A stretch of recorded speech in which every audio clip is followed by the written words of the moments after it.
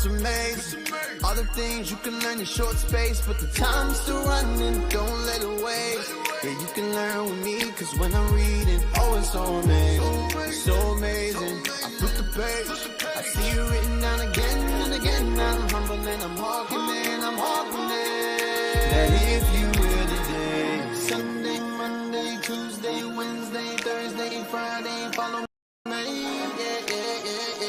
Follow me, yeah. Should say every day. Sunday, Monday, Tuesday, Wednesday, Thursday, Friday, Friday, yeah. Just every day. Then we go and keep it holy and make it to the next day. Do you know what today is? It's our hidden history.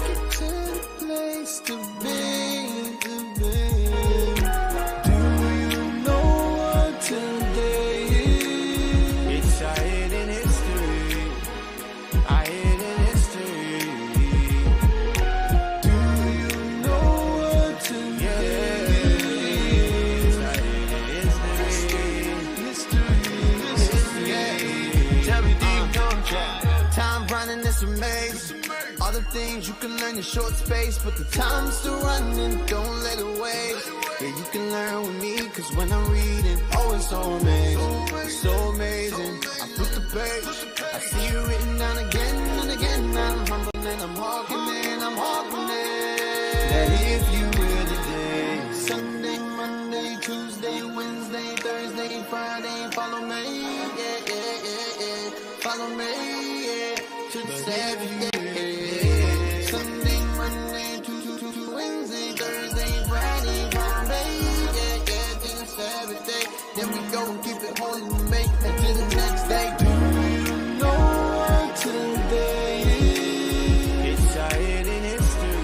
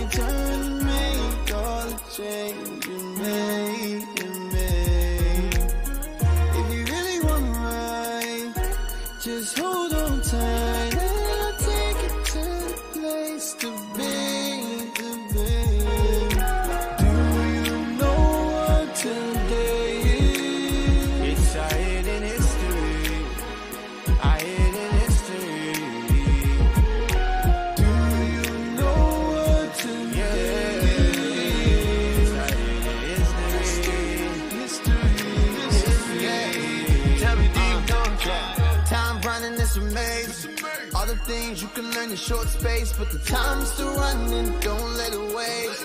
Yeah, you can learn with me, cause when I'm reading, oh, it's so amazing, so amazing. I flip the page, I see you written down again and again. I'm humble and I'm hawking it, I'm hawking it. That if you will today, Sunday, Monday, Tuesday, Wednesday,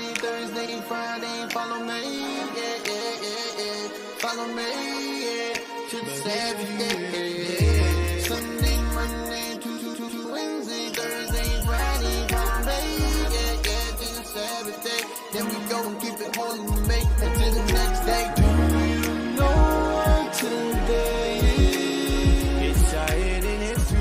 Do you know what today is? It's our hidden history. Yeah. Tell me, do you know? Time running this maze. All the things you can learn in short space, but the time's still running, don't let it waste. Yeah, you can learn with me, cause when I'm reading, oh, it's so amazing, so amazing. I see you written down again and again. I'm humbling, I'm walking, I'm walking in. And if you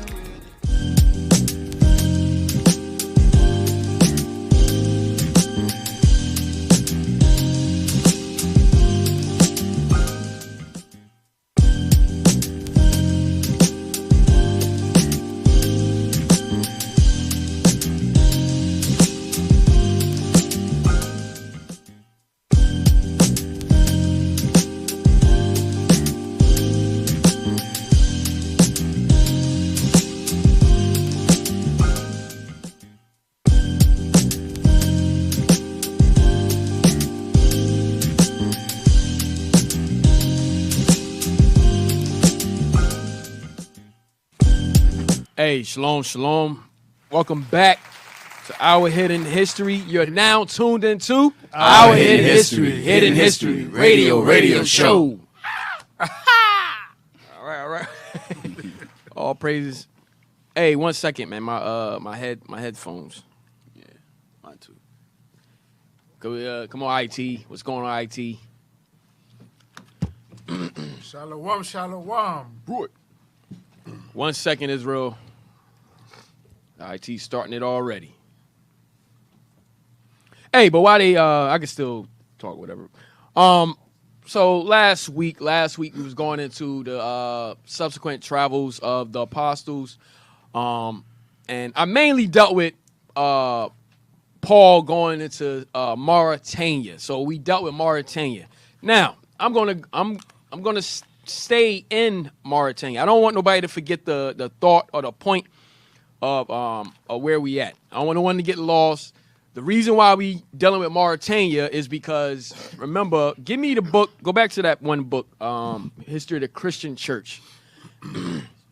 History of the Christian Church, page 99. History of the Christian Church, page 99. Yeah, blow that up. I don't want no one to forget the thought of why we dealing with Mauritania. Go down to the bottom. Yep. It appears from credible records that the gospel was preached in Idumea, Syria, and Mesopotamia by Jews. So notice it says it's credible records. Okay, it's authentic. Okay, the records show that the apostles was preaching in these areas. In Egypt, Mauritania. Where? Mauritania. Mauritania and what? Read on. And other parts of Africa. By who? By Mark. By Mark. So, I'm sorry, I said Paul, but I'm sorry, Mark was the one that went to Mauritania and he dealt with other parts of Africa. All right. So, we're going to deal with Mauritania today. All right. We're going to be in Africa pretty much the whole day. All right. Because what we're trying to show you is who was there. Why did Mark go to Mauritania? Why did the apostles go to the other parts of Africa? We were over there. So we're going to show you evidence of us being over in these areas, okay, during the time of the apostles. Now, there's an article I brought up before, the Efik history, Efik history. Efik history. A brief history of the Efik. Now, I'm just bringing this up. We read this before. But it's a lot of stuff in here I missed. Because I just wanted to get to the point about us fleeing into Africa during 63 BC. So go ahead, read that. The Efik are an ethnic group settling along the Cross River estuary and the banks of the Calabar River in Nigeria. So the Efik settled in Nigeria near the Calabar River. Read. And in the western Cameroon vicinity. The history of their origin and settlements dates back to the 14th century AD. Following their migration from Yuan in the 13th century and to the years that marked their first settlement at Ikpine prior to them arriving at Creektown and the rest of their present riverine locations. In the antiquity sense of the name, Efik, which derives from the Hebrew word Efik or Hepik. All right, so read that part again. That's what I want to get to. In the antiquity sense of the name. So in the ancient sense of the name Efik, go ahead. Which derives from the Hebrew word Efik or Hepik. So Efik is a Hebrew word that derives from Efik or Hepik. Go ahead. It's synonymous with Old Calabar. And it's what? Synonymous with Old Calabar. So Old Calabar is where the Efik, where we settled when we fled into Africa. Okay, when we fled into Africa, we settled around Old Calabar. Now, it's saying that Old Calabar is synonymous with Efik.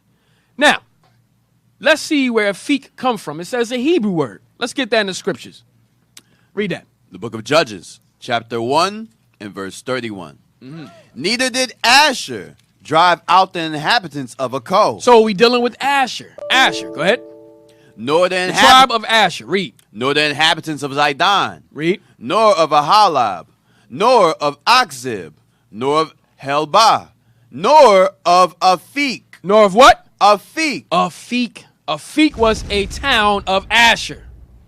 So it's no coincidence that the Efik that fled in 63 BC into Nigeria, that they called themselves Efik after Asher. Okay, that could have been what? The tribe of Asher. They could have been of the tribe of Asher. They just called them, they kept their tribal name. All right, they kept their tribal name.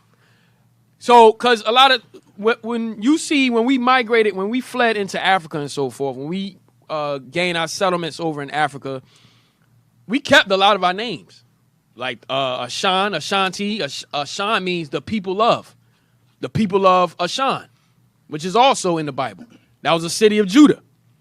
All right, so now we have here the Efik, which is Asher, a city of Asher. All right, also Yoruba. Yoruba is Jeroboam. Yoruba, meaning may the people be great. That's what Yoruba means. So we kept those names, letting you know who we were, the Israelites. All right, read on. Both names have been used interchangeably in nearly all historical accounts of the Efik for over 6 centuries, from the 15th to the 21st. The Efik Aboriginals are recorded to have migrated from Palestine. So this is what we brought out the last time we read this article. They migrated from where? Palestine. From Palestine. Read. In 63. No, I'm jumping ahead. Go ahead. Following the Roman conquest in 63 BC. By Pompey. It was by Pompey. Pompey conquered Palestine 63 BC. So the Efik were one of our tribes that fled into Africa 63 BC. All right, go ahead. And the resulting revolts against the conquest in the 1st and the 2nd centuries AD drifted through Egypt and the Nile into ancient Nubia and passed through Sudan into Nigeria in the 10th century AD to establish the city-states clans of Old Calabar in the southeastern part of the country. Watch this. The 12 original clans sojourned at Ibom and Aruchukwu. Now, the 12 original clans translate to the 12 original tribes. Clans mean tribes. Read. So they organized themselves as 12 tribes. There's no coincidence of how they doing things, right? Go ahead. And later left this area, finding residency in such places as Nwang, Inoing, Ito, Ukwa, and Iki, where to this day they are neighbors to Umam, Agwagun, and Aruchukwu. That's okay, man. You be all right. Just, go down to the third paragraph. Mercy. Therefore, the answer to the question of the Palestine origin of the Efik rests compellingly on the Akak theory. Read. as it does on Hope Waddell's advancing proof of origin based on the Efik retention of aspects of the Oriental culture, partly due to the ever-abiding Jewish names among the Efik. So we even kept our Israelitish names amongst us. Like what? Such as Ephraim. Such as Ephraim, read. And Adam. And Adam. We kept those names amongst us. Read. And partly the argument that the Nisbiti pictographic script of the Ekpi fraternity of the Efik is reminiscent of the Egyptian hieroglyphics. Hey, jump down to in addition. You see, in addition to the Hebrew derived. In addition to the Hebrew-derived name of the late prominent Efik economist, historian, and social scientist, Chief Dr. E.U. Alkan Akak Idu, see 1 Chronicles chapter 6, verse 21, and giving the following Efik names that derive from the Orient. So, listen, these names, we're going to try to read them. They derive from the Orient. The Orient just means the Near East. Okay? The Orient is another name for the Near East. All right, so let's read some of these names. Asari. Ashari. So Asari, the Efik word Asari is Ashari from the Near East. Go ahead. Akak in the Efik, Akkad, Oriental. All right, go ahead. Abasi, Abasa, Adam, Anem, Duke, Edom, Edom. So Edom, it's Edom. Go ahead. Edninian, Atheni, Efik, Afik, Etam, Ekanim, Elkanim. Elkanim. All right, go down. Let me see if I want anything else out of here. Read the Efik. Yeah, that's it. You can drop that. So the Efik is possibly, that was Asher. Okay, they just kept their name. All right, Asher. Efik. That probably settled near Old Calabar. Now, let's get me 1 second. If y'all have anything, bring something up.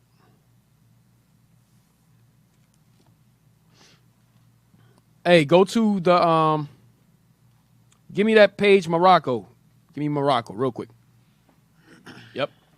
So look, now we're going back to Mauritania. I just wanted to bring that out because I brought it last time. I missed a lot of stuff in there. All right. So now let's go back to Mauritania. Read that. Morocco. The kingdom of Morocco, together with that of Fez, contains the whole country known to the ancients by the name of Mauritania Tigantana. Now, Bishop was bringing out about Morocco last night. How they dealt with the earthquake and the floods and all of that. All right. They're being judged right now. Because remember, we brought out about the Haritans. The Haritans, they have us as slaves over there. The Arabs still got us as slaves. They call us Haritans. Remember, the Haritans were descendants of the slaves that the Arabs initially had took. So they just still calling us Haritan, meaning slave. They still calling us slaves over there. All right? So they're getting judged right now by the Most High. All right? Because they still have us as slaves over there. Read that. So-called from its chief city, Tangier, whose inhabitants were called by the Greeks Maurici, by the Latins Mari. That is Moors. So Mari means Moors. Read. According to their color. According to what? Their color. So we will call Mari or Moors according to our color. Read. Which was either olivaster or black. Now, you know how sometimes they say Christ is olive? So here they let you know olive means black because olive only comes in what? 3 colors. Black, green, and brown. Okay, read on. It is bounded on the west and by the north by the Great Sea and the Bay de las Yucas. That's all I want. You can drop that. Give me the next one. Give me the next page. Now, that book, go back to that book. I'm sorry. Go back to the book. Now, this book is from 1671. It's called A Description of Africa. The leadership have used it. Bishop brought it out numerous times. All right. The same book called Description of Africa by John Ogilby. All right. Go ahead. You can take that down. Now, remember, don't forget the thought. Mark went to Mauritania during the reign of Claudius, which was around about 50 AD, somewhere around there. 40, 45, somewhere, 45 AD, somewhere around there. He went to Mauritania to spread the gospel. What I'm proving to you is who was there. Read. Hannibal against Rome, 264 to 202 BC. Now, this book is Caesar and Christ. Go ahead. Carthage. Some 1,100 years before our era, the inquisitive traders of Phoenicia discovered the mineral wealth of Spain. Drop down. Go up. Yeah, no, you good. The highlight. I want the highlight. That's it. The Latins gave the name Africa to the region around Carthage and Utica. So Esau is who gave the name Africa. They named it after Scipio Africanus. All right. The Latins gave the name Africa to the region around Carthage and Utica. Read. And followed the Greeks in calling its Semitic population. And followed the who? Greeks in calling its Semitic population. What? Poni or Phoenicians. Hey, so remember, this is all brought out episodes ago. I'm just recapping. All right. So we were called Phoenicians. Read. The sieges of Tyre by Shalmaneser, Nebuchadnezzar, and Alexander drove many wealthy Tyrians to Africa. Most of them went to Carthage and made it a new center of Phoenician trade. So a lot of us went to Carthage. So when Shalmaneser, Nebuchadnezzar, and all of them came in, we fled into North Africa. That's what happened. We fled into North Africa. And we built the city called Carthage. Go ahead. Carthage grew in power and splendor as Tyre and Sidon declined. Right, read. The strengthened city drove the African natives farther and farther inland. So wherever we go, we take over. So when we fleeing into North Africa now, we drive the natives, Ham, further and further inland. Read. Ceased to pay tribute to them. Exacted. So we ceased to pay tribute to them. Read. Exacted tribute from them. And we started taking tribute from them.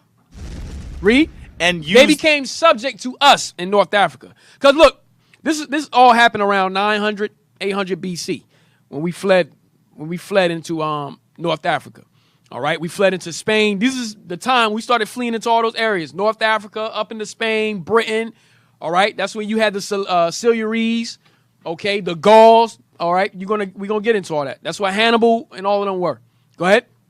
And used them as slaves and serfs in its homes and fields. So we had Ham as our slaves and our serfs in our fields. Okay. All right. So now go to the next page for me. Do I want that? Yeah. Read that. Hey, because a lot of the pages I'm going to use, you'll see that it says oral Wikipedia. You'll see it says oral tradition. When we talk about our people in Africa, it says, oh, oral tradition says this, oral tradition says that. But let's see why. Read that. And the before mentioned writer Ibn al-Rakik sets forth that the Romans, after their conquest, destroyed all the ancient records and African books. What did the Romans do? Destroyed all the ancient records and African books. So they destroyed all our records and all our ancient records and African books that we had. Go ahead. Introducing in place thereof their own name. They did what? Introducing in place thereof their own name. So Esau put their own name on Africa. Give me that scripture, Psalm 49:11. Esau came and put their own name on Africa, just like they do everywhere else. The book of Psalms, chapter 49 and verse 11. Read. Their inward thought is that their houses shall continue forever. So Esau's inward thought in their minds is that their houses are going to continue. They don't think nothing's going to happen to them. For all the atrocities, the rape, rob, murder, the pillage that they did to us, they think they good. They don't think nothing's going to happen to them. They've been getting away with it for so long. So they think that everything that they built, the cities and so forth, is all going to continue forever. They always thinking that they're always going to be the superpower. No one could take them down. Right? Who on the earth right now can destroy Esau? Can destroy their armies? So that's why they have that thought that their houses will continue forever. Go ahead. And their dwelling places to all generations. And their dwelling places to all generations. That's why they have that old money. They hand that money down to their descendants and so forth. They keep it going. They keep that thing going. Go ahead. They call their lands after their own name. And they do what? They call their lands after their own name. Esau called all their lands after their own name. Just like Africa. All right? Just like Africa. So, y'all got anything? Just like America as well. Yes, sir. Yes, sir. Like America Vespucci. All right? They put their names on everything. Okay. Go back. Read from the top again. Yes, sir. And the before-mentioned writer, Ibn al-Rakik, sets forth that the Romans, after their conquest, destroyed all the ancient records and African books, introducing... So they destroyed all... Hey, look, the Greeks did it. Remember in Maccabees, they were burning our records, burning our Bibles and so forth. And if you were... give me that. Yep. Give me that. I think it's First Maccabees. I think it's in 157 or something. 156, 57. Yeah. The Greeks did the same thing, man. First Maccabees, chapter 1, verse 56. And when they had rent in pieces the books of the law, which they found, they burnt them with fire. They did what? They burnt them with fire. There you go. They burnt them with fire. Read. And wheresoever was found with any the book of the testament. And if you had any records, if you had the Bible, any of your records of your family, your genealogy, anything, go ahead. Or if any consented to the law, the king's commandment was that they should be put to death. So if you were found with the Bible in your hand, all right, or any of your records of your family, any ancient records, you will put to death. All right, so the Greeks did it, and now we're reading about Rome. And we're surprised if it happens again. All right, bring that page back up. You know what, officer? Yep. There's nothing new. They did it during the time of the Greeks, also during the time of the Babylonians, because we always had our records in our temple. Yes. They were the ones that actually burnt the temple to the ground.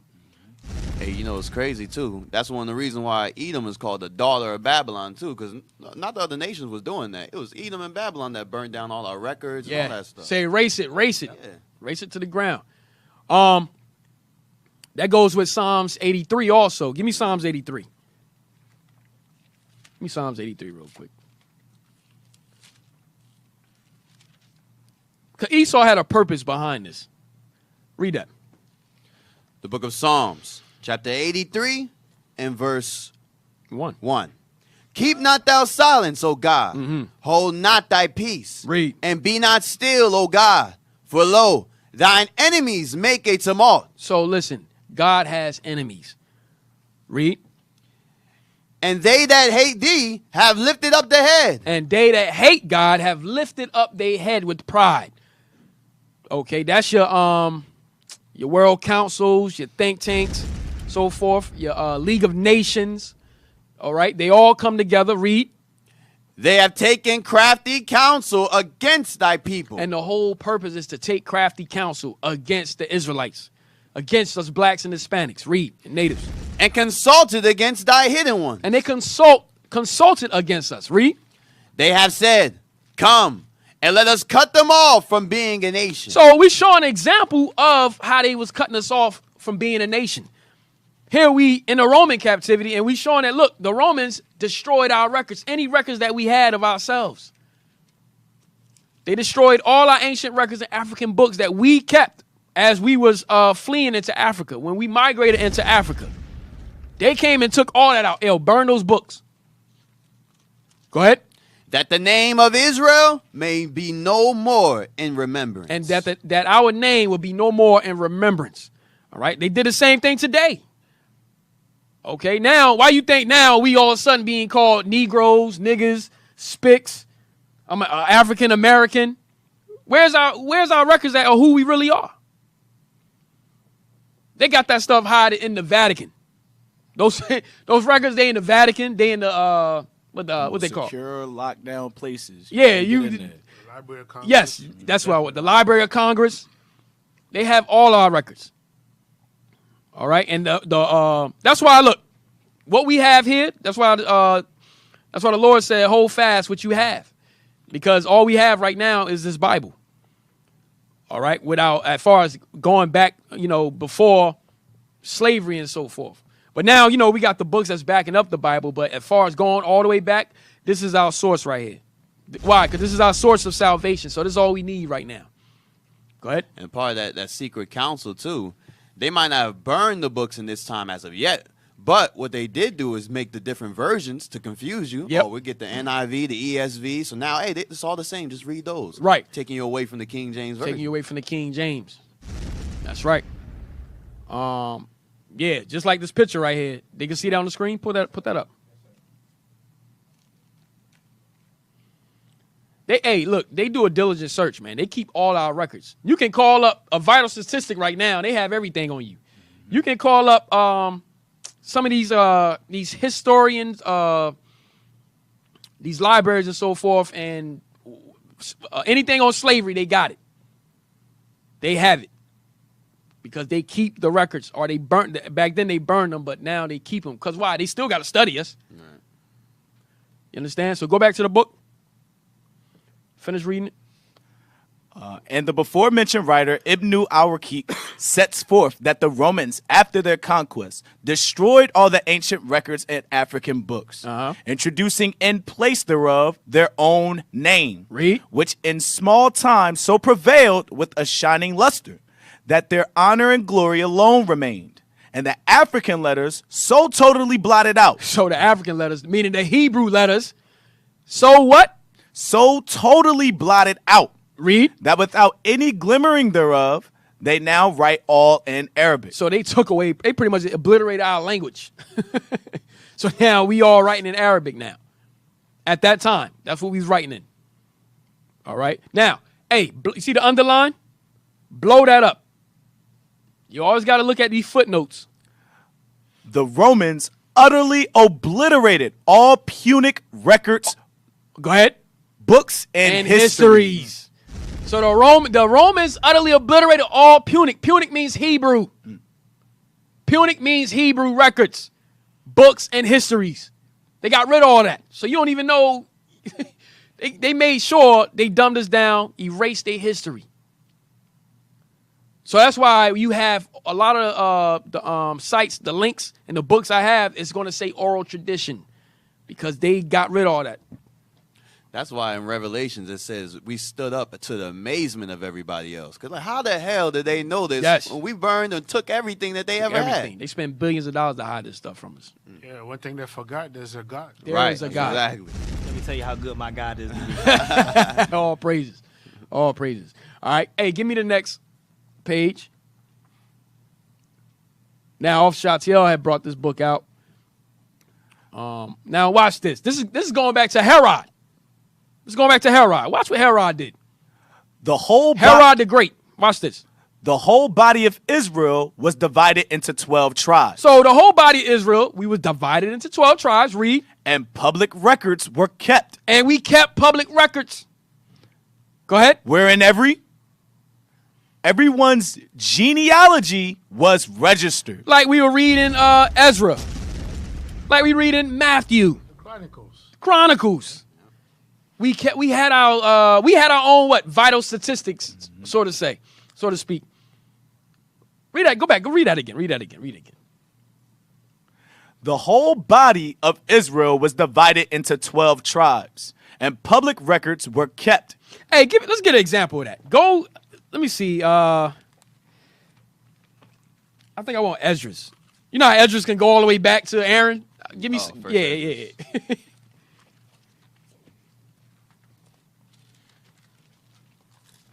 I just want one example.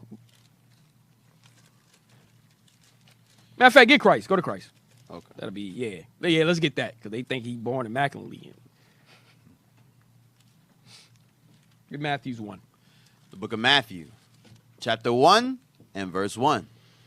The book of the generation of Jesus Christ. So this is the book of the generation of Christ. Read. The son of David, the son of Abraham. Abraham begot Isaac, and Isaac begot Jacob. And Jacob begot Judas and his brethren. And Judas begot Perez, and Zerah of Tamar. And Perez begot Ezram. So we in Genesis right now. Go ahead. And Ezram begot Aram. And Aram begot Aminadab. And Aminadab begot Naason. And Nason. So now we in Exodus when we came out of Egypt. All right, with Aminadab and Nahshon. Go ahead. And Naason begot Salmon. And Salmon begot Boaz of Rechab. And Boaz begot Obed of Ruth. Read. And Obed begot Jesse. And Jesse begot David the king. And David the king begot Solomon of her that had been the wife of Urias. Read. And Solomon begot Rehoboam. And Rehoboam begot Abiah. And Abiah begot Asa. And Asa begot Jehoshaphat. So we in the kings now. Go ahead. And Jehoshaphat begot Joram. And Joram begot Uzzias. And Uzzias begot Jotham. And Jotham begot Achaz. And Achaz begot Ezekias. And Ezekias begot Manasseh. And Manasseh begot Ammon. And Ammon begot Josias. And Josias begot Jeconias and his brethren. About the time they were carried away to Babylon. So now we in captivity. Go ahead. And after they were brought... Still, look, from Genesis on up, now we in captivity. Still kept that genealogy going. Go ahead. And after they were brought to Babylon, Jeconias begot Salathiel. And Salathiel begot Zerubbabel. And Zerubbabel begot Abihud. And Abihud begot Eliakim. And Eliakim begot Azor. And Azor begot Sadak. And Sadak begot Akim. And Akim begot Elihud. And Elihud begot Eleazar. Read. And Eleazar begot Methan. And Methan begot Jacob. Read. And Jacob begot Joseph, the husband of Mary, of whom was born of Joseph and Mary, Jesus. Read. Who is called Christ. So that is the whole that was an example of us keeping our genealogical records. All right. Now, go ahead. We got Nehemiah. I was going to go to Ezra, but we... No, go ahead. Whatever you go. Yes, Nehemiah 7, just for the proof. We're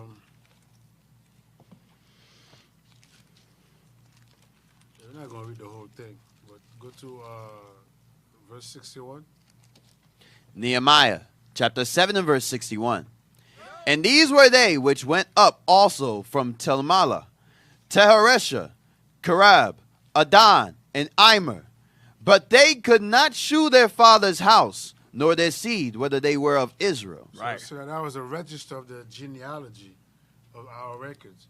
So when Nehemiah went back to the land, and those was some of the brothers that they could not find their name in their registry. Right. So they could not get any offices in the temple. Right. So to show you we had our record. Right. So because they burned the records, and that's the reason why you see all this book right now that leadership is fighting.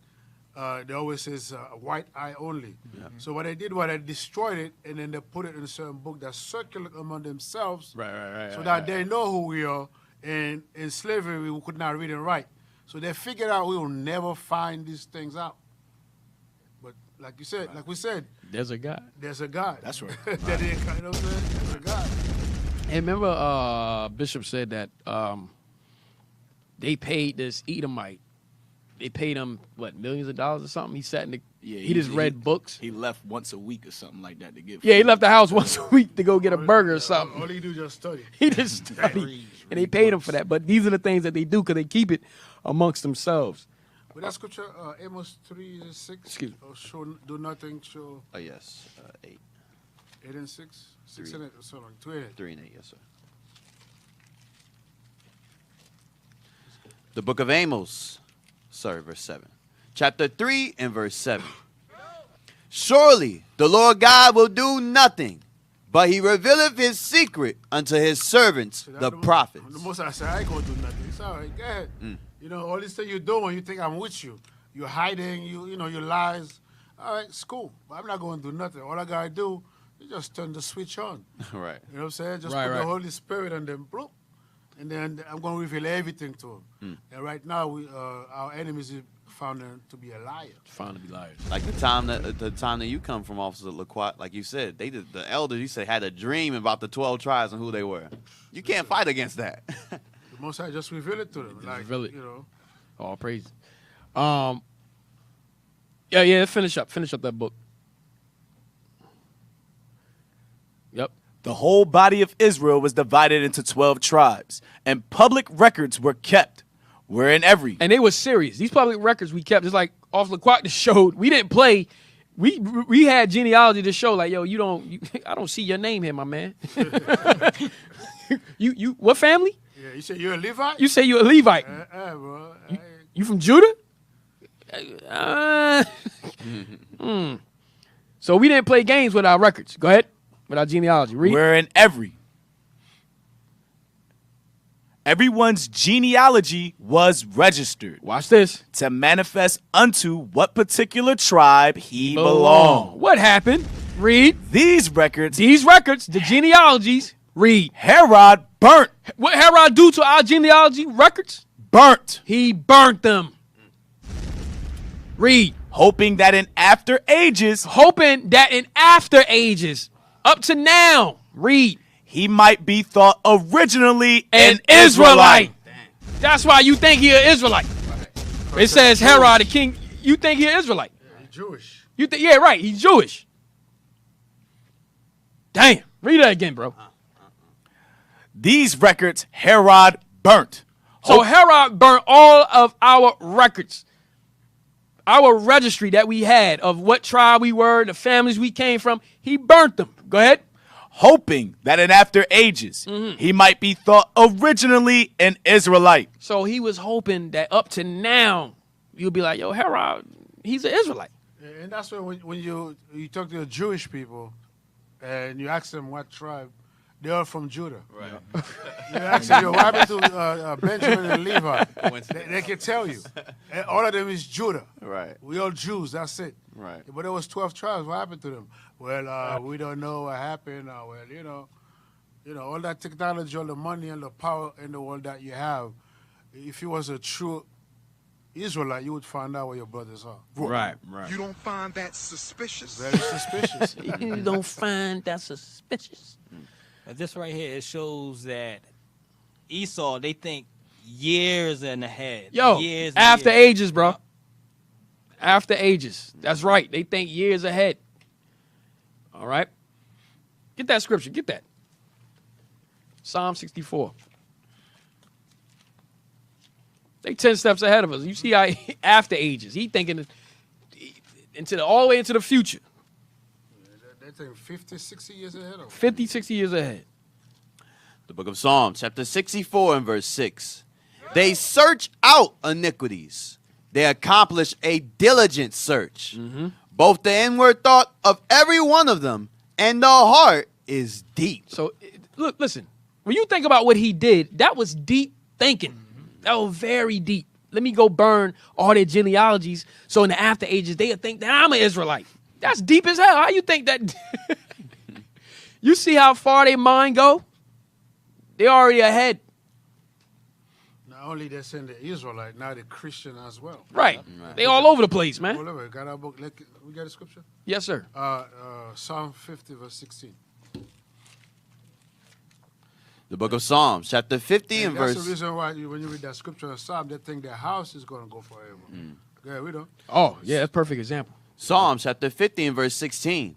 But unto the wicked, God saith, what hast thou to do to declare my statutes? So according to the Bible, the so-called white men, the so-called Jews, they are the wicked. So God is saying unto the wicked, what the hell are you doing having my book in your hand? We don't. Or that thou shouldest take my covenant in thy mouth. He's saying that you're a Jew. You're a Christian. Go ahead. Seeing that thou hatest instruction. God said you hate instruction. You don't do nothing what the Bible says. You hate the instruction that's in the Bible. Go ahead. And casteth my words behind thee. We don't. When thou sawest a thief, then thou consentest with him. Because you're a thief. Go ahead. And hast been partaker with adulterers. Thou givest thy mouth to evil, and thy tongue frameth deceit. See that deceit. Burn the books and lie and say that you are the Jews. Right. You're the Christian. Hey, put God the. in Christ look like you. I'm sorry. Put the pictures up as he talking. Put them up. You can put them up. See that? Call him the son of God. You're the son of the devil. That's what you are. Right. Go ahead. Thou sittest and speakest against thy brother. See that? Speak against your. You're not the Jew. You're African American. You're a nigger. You're a Haitian. Right. You're a Dominican. You're not the real Jews. Right. Where's your record? You don't have them. Why? Because you burned them. You burned them. And you hide them. Damn. Them devil. Go ahead. Thou slanderest thine own mother's son. See that? On their media, they're slanderers, like with the thief, with the murderers, with the liars, with the drug dealers. Meanwhile, the Negro don't have no damn a factory that's making weapons. Right. They don't know how to process coke. Right. They don't have the boat and the airplane, you understand, to transport the damn drugs. Right. But you put it in our community, put it in our hand to kill each other, and then now you're going to put us on TV as with the killers, with the murderers. Villainizers. You know what I'm saying? Read that part again. Thou sittest and speakest against thy brother. Read. Thou slanderest thine own mother's son. So you keep slandering us. Go ahead. These things hast thou done, and I kept silence. So all these things, and that's why Psalms 83 say, oh Lord, don't keep silence. Right. So all these things that you're doing to us, the Lord keeps silence. Why? Because we have to go through those things. Because we break God's commandment. We are the real Jews with the Israelites. We don't. Thou thoughtest that I was altogether such as one as thyself. Yeah, so in his mind, he really think he's God. The Most High is with me. He said, God bless America. So you think God is with you. Go ahead. But I will reprove thee. God's Most High says he's going to correct you. Go ahead. And set them in order before thine eyes. This is what's happening right now. The Most High is revealing the secret of who we are right before your eyes. Go ahead. That's right. Now consider this, ye that forget God. Go ahead. Lest I tear you in pieces, and there be none to deliver. All right, so there you go. So that's a message to our people. Stop forgetting God. Right. Come back to who you are. Go ahead. All right, yes, sir. All praises, all praises. Hey, now let's get back to Mauritania. Let's get back to Mauritania. So, pull up the link, the Wikipedia before, BAFOUR. Yes, pull that up. The before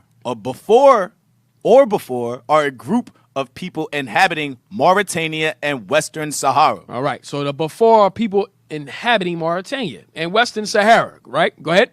Their origins most likely untimely lie in the Mandi peoples. So the Mandi peoples, we're going to touch on them too. All right, read on. Only to later be absorbed by groups such as the Wolof. So the Wolof, go ahead. Serer, Fulani, Uh-huh. or Tuareg. So these are tribes that's over in that area in West Africa. Go ahead. Scholars such as H.T. Norris describe before as a loose term to encompass the pre-Senhaja peoples, who were part Berber, part Negro, and part Semite. Read that again. Read that again. They were part what?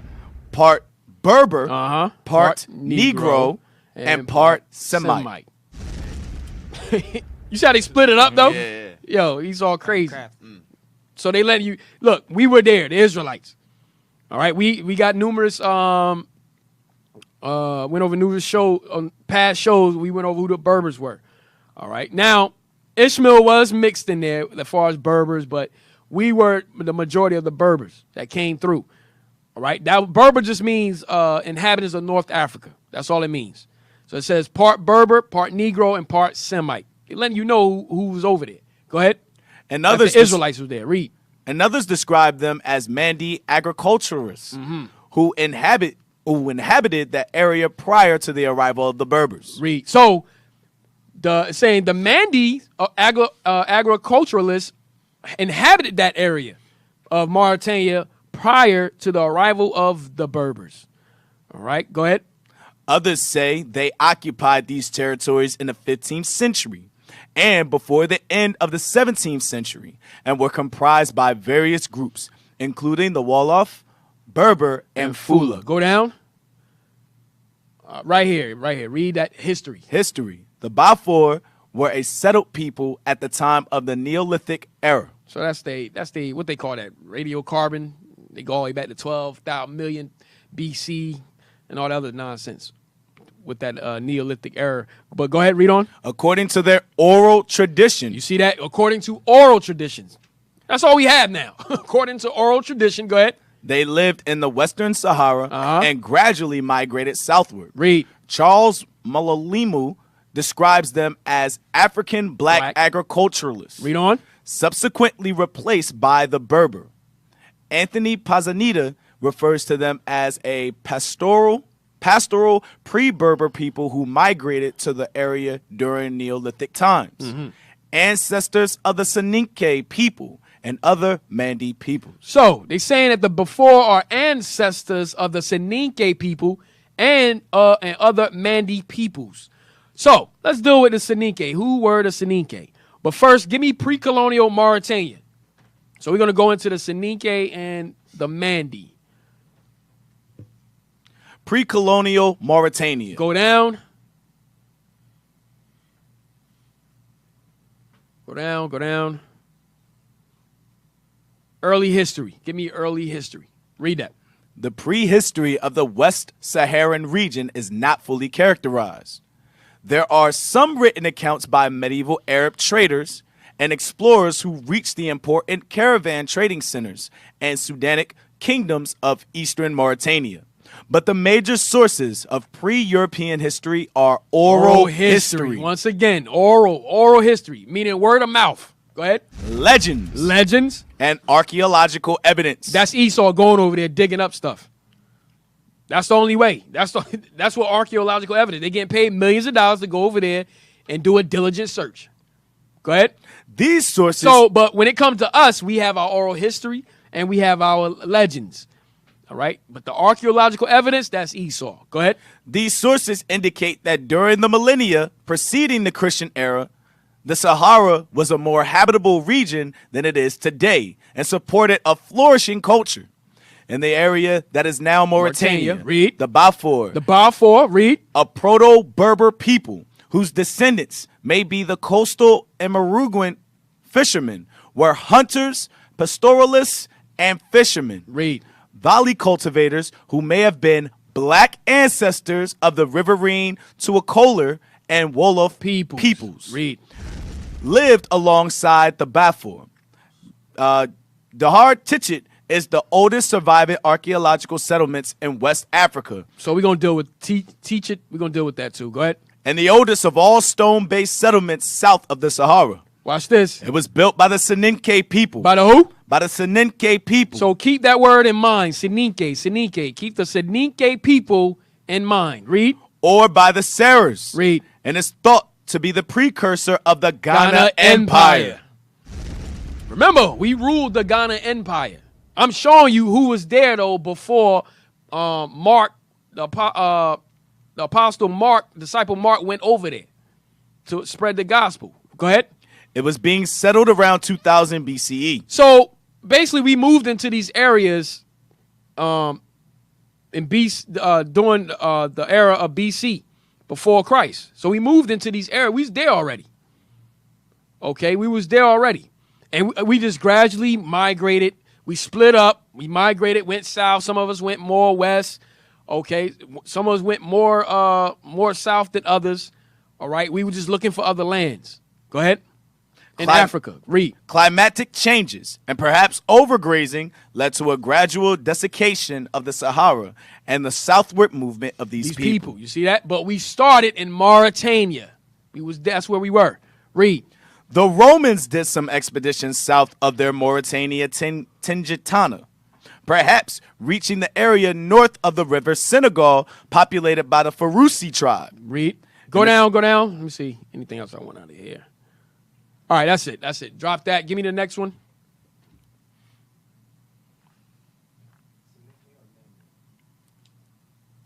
Yeah, give me Mandi. Mandi peoples. Yep. Often misused to refer to the Mandinka people. Now, everything is all going to link up. It's all going to link. I know it's a lot right now. It's all going to link up. Okay, who these people were, who they were. All right, go ahead. An ethnicity under the Mandi language classification and their historical homeland, Mandi region. Also not to be confused with Manding speakers, sometimes referred to as Mandim. Go down. You start. Yeah, you can go ahead. The Mandi peoples are an ethno-linguistic grouping of native African ethnic groups who speak Mandi languages. Various Mandi-speaking ethnic groups are found particularly in the western regions of West Africa. Excuse me. The Mandi-speaking languages are divided into two primary groups, East Mandi and West Mandi. Read. The Mandinka, or Malinke, a western branch of the Mandi, are credited with the founding of the largest ancient West African empires. Okay, meaning what? The Ghana Empire and the Mali Empire. Read. Other large Mandi-speaking ethnicities include the Soninke. Go to Soninke again. Go ahead. And Susu. Read. As well as smaller ethnic groups such as the Ligbi, Vai, and Bissa. Go down to where it says Islam. Islam has played a central role in identifying the Mandi-speaking people who originate and live in the Sahel regions. Read. The Mandinka and Soninke have been described as transcending individual tribal affiliations. Influences from Mandi-speaking people have historically spread far beyond immediate areas to other neighboring Muslim West African groups who inhabited the Sahel and Savannah. Read. The Mandi-speaking people conducted increased trade down the river Niger, or overland, and achieved military conquest with the expansion of the Ghana Empire, Read. Mali Empire, The Mali Empire, Kabu, and Wassoulou states. So remember, the Mali Empire, that was Mansa Musa. All right, Mansa Musa. All right, he ruled the Mali Empire, one of the rulers of the Mandi. He was just the richest that ruled it. All right, the more famous one. Okay, go down to the history, Central Sahara. After the Kel Asuf period and Roundhead period. Go down. I don't want all that. Let me see. Go down. Tichi culture. Tichi culture. After migrating from the Central Sahara, Proto-Mandi peoples established their civilization in the Tichi region of the Western Sahara. The Tichi tradition of southeastern Mauritania dates from 2200 BCE to 200 BCE. So the Tichi tradition of southeastern Mauritania dates from 22 BCE to 200 BC. Go ahead. Tichi culture at Dahar Nima, Dahar Tagit, Dahar Tichi, and Dahar Walata included a four-tiered hierarchical social structure. All right, so the Tichi civilization language, we were there. Go down.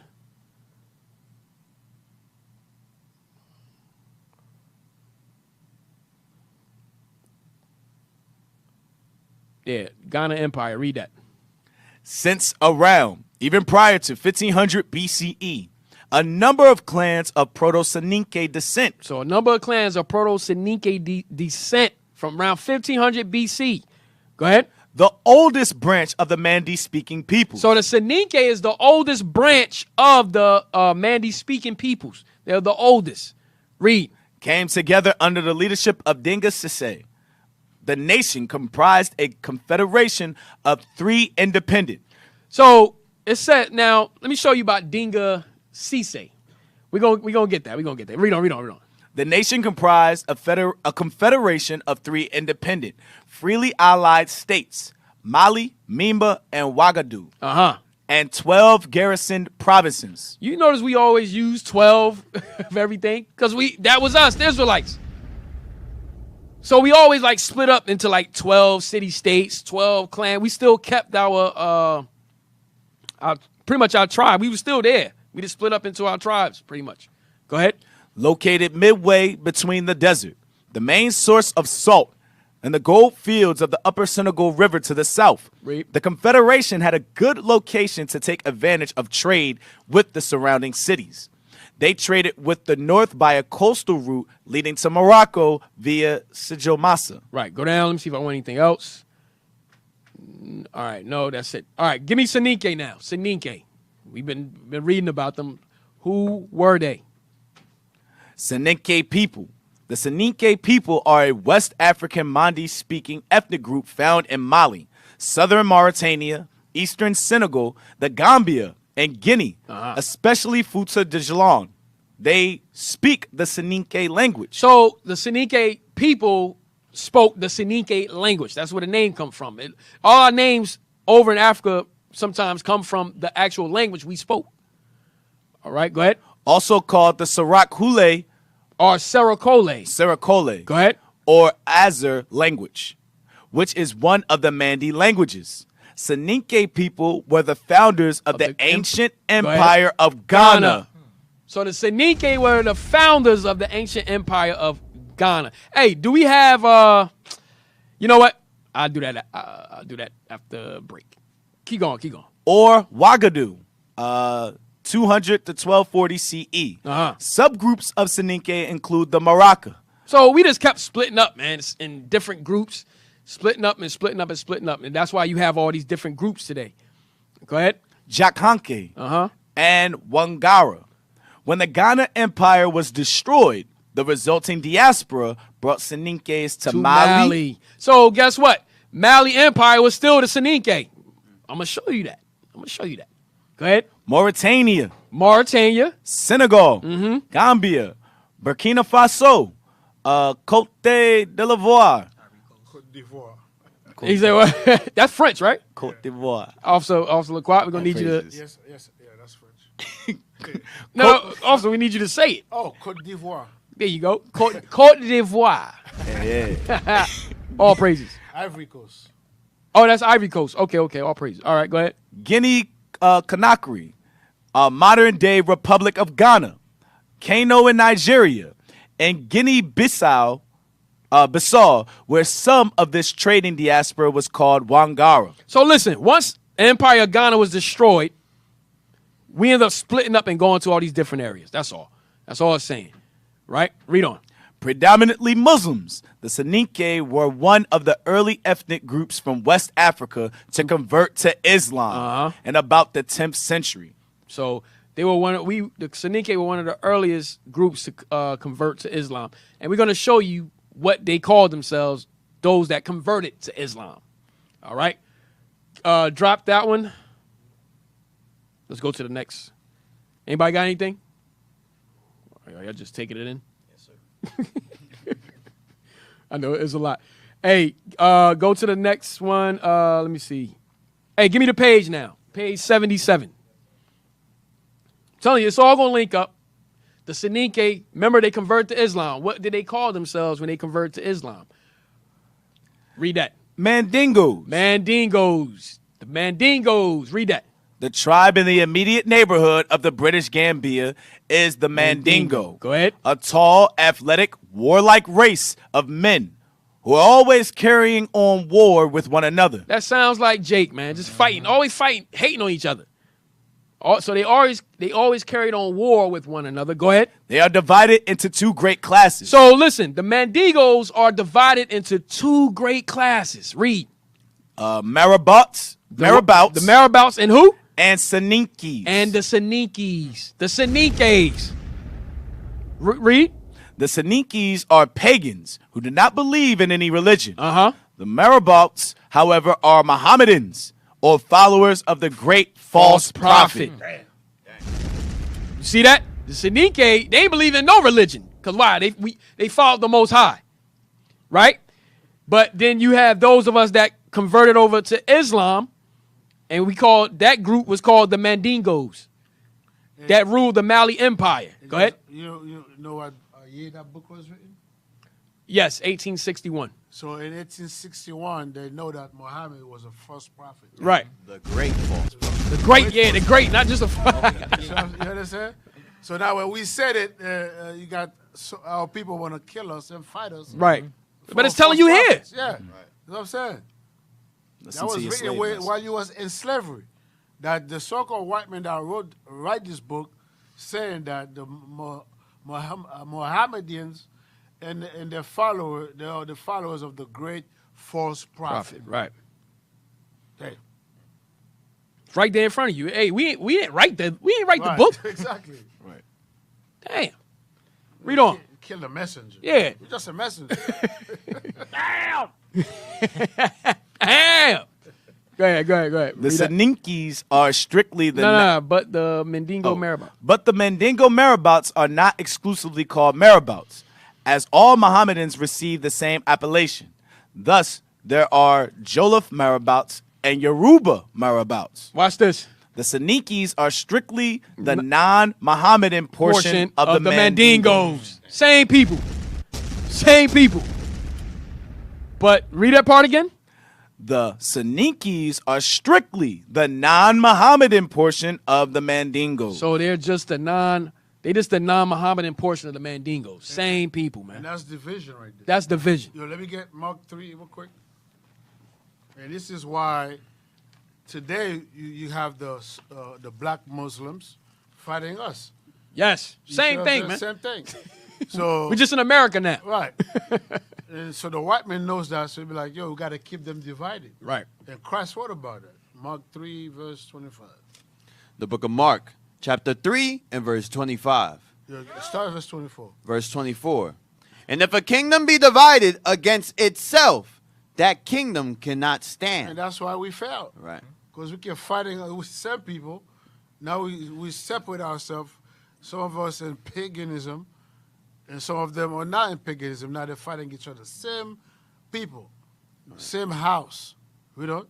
And if a house be divided against itself, that house cannot stand. So the house of Israel cannot stand if one of us is following the laws of God and the other one is in paganism.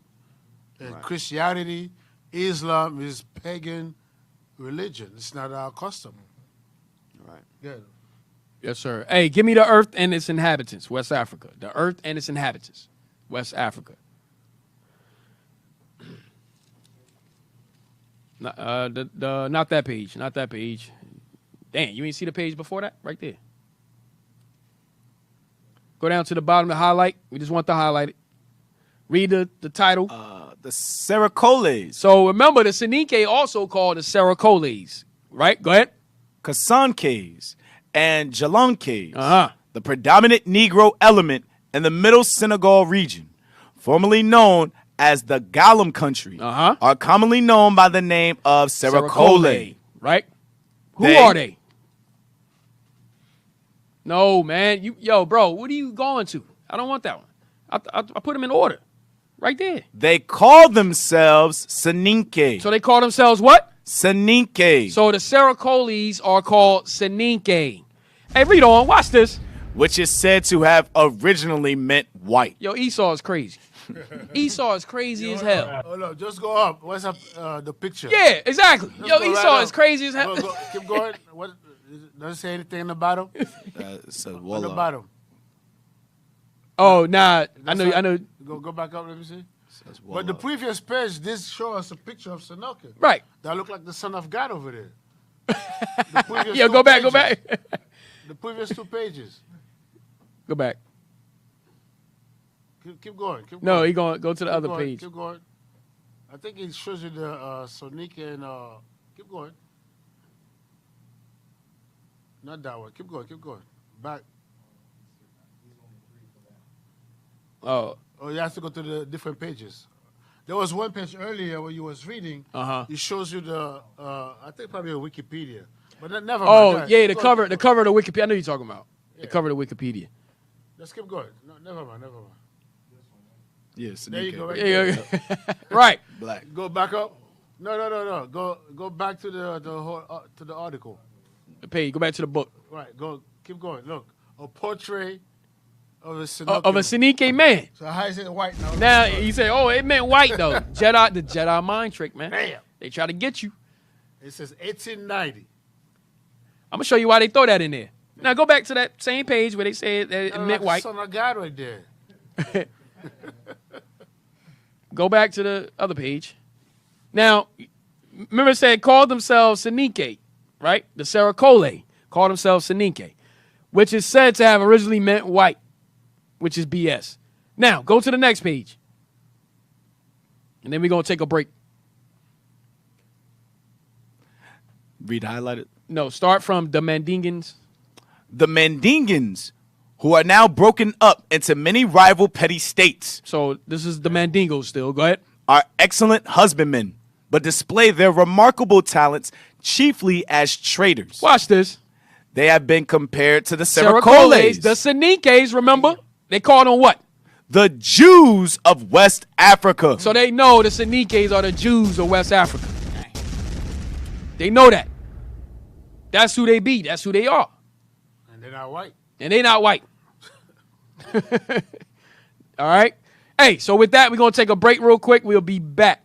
All right. You can call us at 267-702-6121, or you can text us at 267-702-6121. All right. See you after the break. Shalom.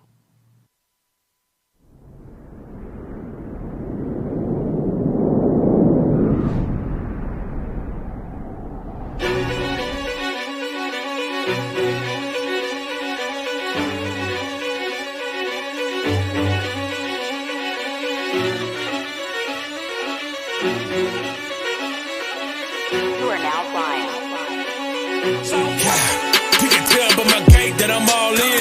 You can tell by my faith that I'm all in. Front line with the truth, I'ma fall in. Even if it's a dead end, going all in. You can tell by the things I'm involved in. I can lose it all for my calling. If I die for the truth, it's a win-win. And going to the end, going all in. Going all in. Going in, going all in. Going all in. I'm going in, going all in. You can tell by the things I'm involved in. I can lose it all for my calling. If I die for the truth, it's a win-win. And going to the end, going all in. Going all in. Reality said it, no longer a babe in this truth, I'm his minister.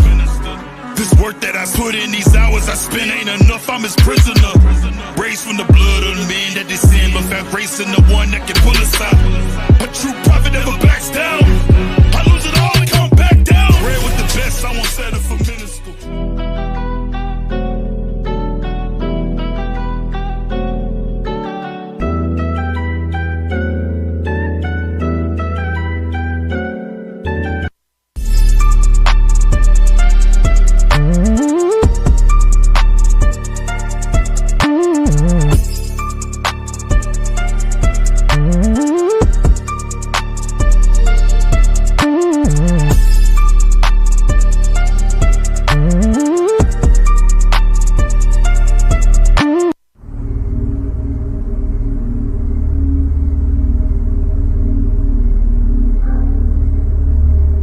How are these men calling themselves the sons of God?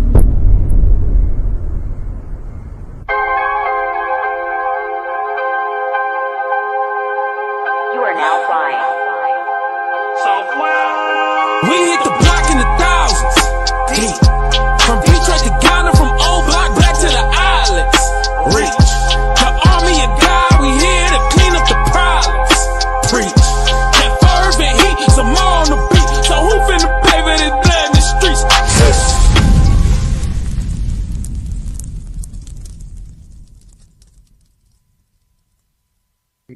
And this is what we do from island to island, state to state, country to country. This is our mission.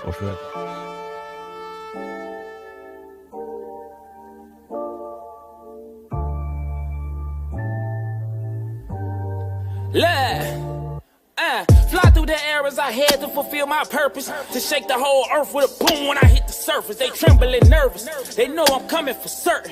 To murder all these niggas, devour all of these serpents. I patiently waited to turn up with fervent heat now that I'm activated. I'ma blow cause it's World War III. I hear you weeping, you're mourning, you're nationality. Hiroshima and Nagasaki ain't got nothing on me. I was raised by chemists, I was made for the judgment. Don't be testing my limits, don't be pushing my buttons. In the Bible they call me flame and rebuke. And you know that that's the truth, but my homies call me nuke. I was sent here to destroy the pleasures of sin.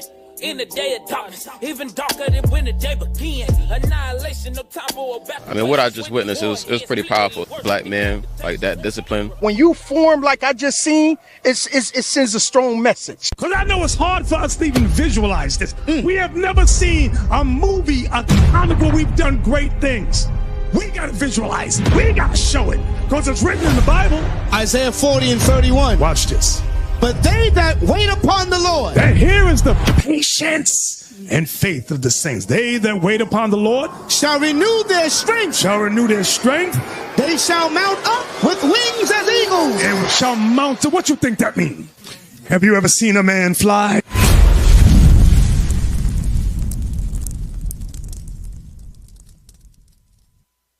Israelites in Christ, I call that the walking Bible. The problem, people think they have a thought process. God don't care what you think. He says, do my will.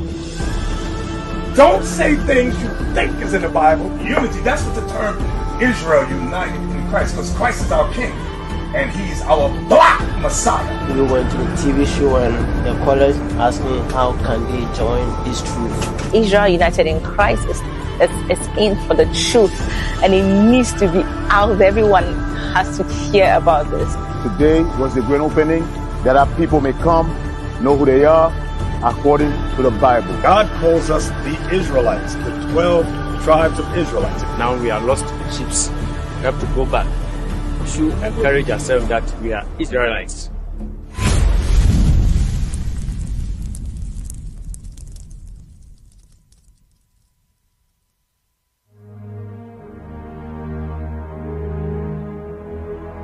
Israel united in Christ, from corners to countries, gathering the 12 tribes of Israel. We gonna take the world.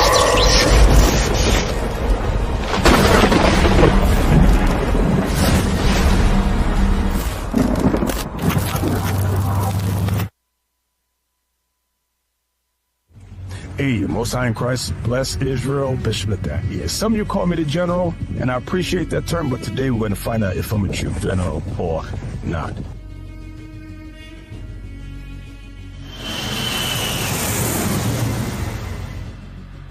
في متى 28 أمر المسيح بالتأديب اذهبوا إلى كل الأمم وعمدوهم باسم الآب والابن والروح القدس وعلمهم أن ينتبهوا بغض النظر عما أوصيك بفعله كما نعلم فإن 12 قبيلة من إسرائيل كما قال يعقوب 1:1 منتشرة في جميع أنحاء العالم جميع البلدان من تجارة الرقيق جنوب الصحراء الكبرى إلى تجارة الرقيق عبر المحيط الأطلسي. حسنا، سنتعامل مع ذلك. Das Evangelium wurde überall gepredigt, doch es gibt noch viel zu tun. Okay, hinzu. Korintherbrief Kapitel 10, rund Vers 16. Ich glaube, Paulus hat gesagt, man solle das Evangelium in Regionen jenseits seiner selbst predigen und sich nicht mit der Arbeit anderer Männer rühmen. Wir wollen nicht damit prahlen, dass kein anderes Lager so hoch arbeitet, dass wir auf eine Mission berufen werden. Wir müssen diese Mission erfüllen. Ik heb je nodig, dapper en gedurft nodig, Diakenen, Kapiteins, Offizieren, Soldaten, op te staan en jezelf waardig te tonen voor deze waarheid. Oké, dus wat ik kan doen, ik kan je iets laten zien. Yoku kite, kono chizu o miseru. Kanada ni wa ikutsu kano gako arimasu. Amerika no itaru tokoro ni mo aru. Takaki kami ni kanshashimasu. Tsugi wa Mekishiko ni hairu. No tenemos ninguna base todavía aquí. Entiende, no tenemos fundamento. Tenemos enseñanzas, pero ningún fundamento. El Altísimo nos acaba de permitir abrir una escuela aquí en Ecuador. Pero escucha, mira, no tenemos fundamento en estas áreas. Está bien, tenemos algunas enseñanzas, pero ningún fundamento. Sin fundamento, necesitamos llegar a toda Argentina y Chile. Tuna shule kadha katika bara la Afrika kutoa sifa zote kadhalika walio juu zaidi kadhalika hilo shule kadha tunazo hapa, lakini hiyo haitoshi. Tunahitaji shule nyingi zaidi za ukweli wa Injili inayofundishwa sawa. Tunahitaji kugonga maeneo haya Madagascar hata Zambia, Angola sawa. Ndio tunaanza msingi hapa Jamhuri ya Kidemokrasia ya Congo. D'accord, nous n'avons rien. Oh, nous aussi nous avons l'Europe. Pas encore de fondation en Espagne, une petite école France. L'Allemagne nous en faut plus. Il y a plus de travail à faire, plus de travail à faire. Eka, आणि या भागात कोणतीही मूलभूत शिकवण नाही. जेव्हा मी पाया म्हणतो, तेव्हा मला शाळा म्हणतात. मी एक माणूस एक संपूर्ण गेला याचा अर्थ असा नाही इकडे क्षेत्र आणि बाकी काहीतरी शिकवले.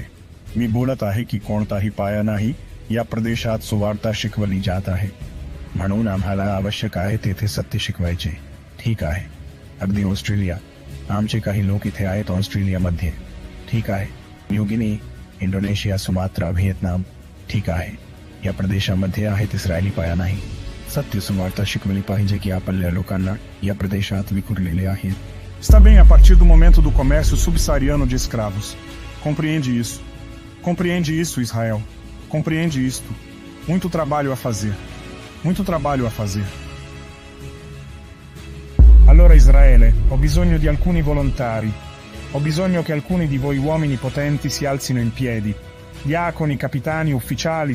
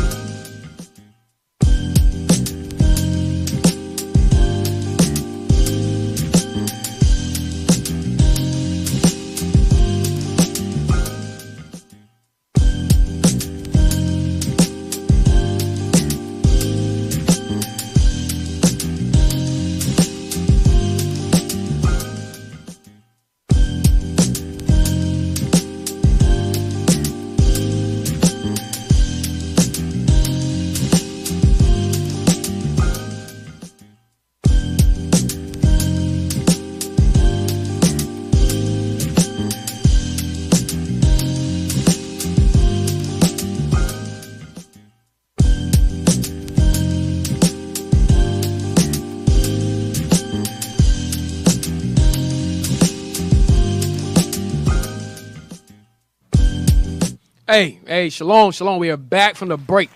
All right, we're back from the break. Hey, listen, so when we before we went on break, hey, go back to the page again. We're gonna link up some things. Read that again. At present day. At present day, they are little more than clowns, the laughing stock of the children. The Mandingans, who are now broken up into many rival petty states. Hey, hold on, stop. Hey, they still can hear us online though, right? All right, go ahead. Are excellent husbandmen, but display their remarkable talents chiefly as traders. They have been compared to the Seracoles. So they've been compared to so it's talking about the Mandingos. They've been compared to the Seracoles. Why? Because they're the same people. Go ahead. Remember, the Mandingos is just, remember they divided. The Mandingos is just the Muslim side of them. They call themselves Mandingos. Hence Mali, Malinke. Mandingos. All right? The Mali Empire. Go ahead. The Jews of West Africa. So the Soninke or Seracoles are termed the Jews of West Africa because they know we are the Jews. They know that they are the Jews. Read on. But unlike them, are chiefly wholesale dealers, carrying on a large caravan trade between Sierra Leone. So they have a trade caravan going to Sierra Leone. Go ahead. And Timbuktu. One of the most famous cities in Africa. Okay, one of the most famous cities in Africa, Timbuktu. All right, so the Seracoles or the Soninkes, the Jews of West Africa, were going to towns like Sierra Leone and Timbuktu. Read on. And extending their expeditions from the Senegal to the Lower Niger. Right, and extending their what? Their expeditions from the Senegal to the Lower Niger. All right, so from there, drop that. Now, hey, give me. And also, what do you think happens there when they go over there and do those sales trades? They're dropping babies like crazy over there. They're having their seed over there. So the seed of Israel is throughout the whole damn land. You understand? Because they're not just going to go there and don't do nothing. Jake. Jake. You know what I'm saying? They go over there, make some money, And spend that money, too. spend that money. Get that ABK. Right? Hey, what's up, man? Why you just throwing saying. shots? Why Why you throwing shots right now? But Talk yeah, about yeah, it. you know, Try to get that little that's ABK. you know, Judah. You know what I mean? Right. Get that modern day Henny that they have over there. Oh man. Get a couple of shorty. Dang. After that, Henny Hey, things possible. I just spent about 10,000. Just some trade. Trying to floss that money. Drop some. You know what's babies over crazy? there. You know what's crazy about what you're saying? I did read a part. I didn't. Now you bringing that out that the Mandingos, the Sinike, they were drinking a lot. You know what happened after you drink? So, They were drinking a lot. yeah. All right. Hey, damn.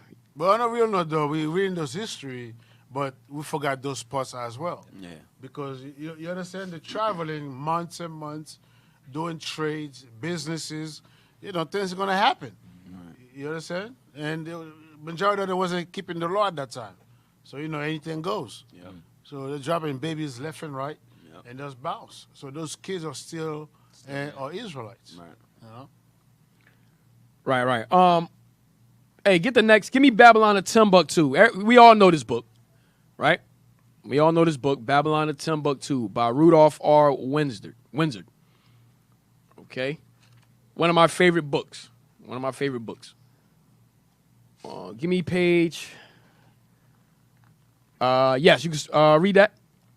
We're going to skip around a little bit. No, at the bottom.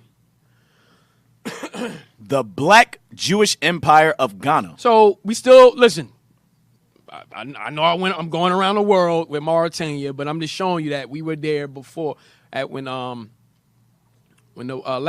book History of the Christian Church, it says that Mark went to Mauritania and other parts of Africa. What I'm showing you that we were there.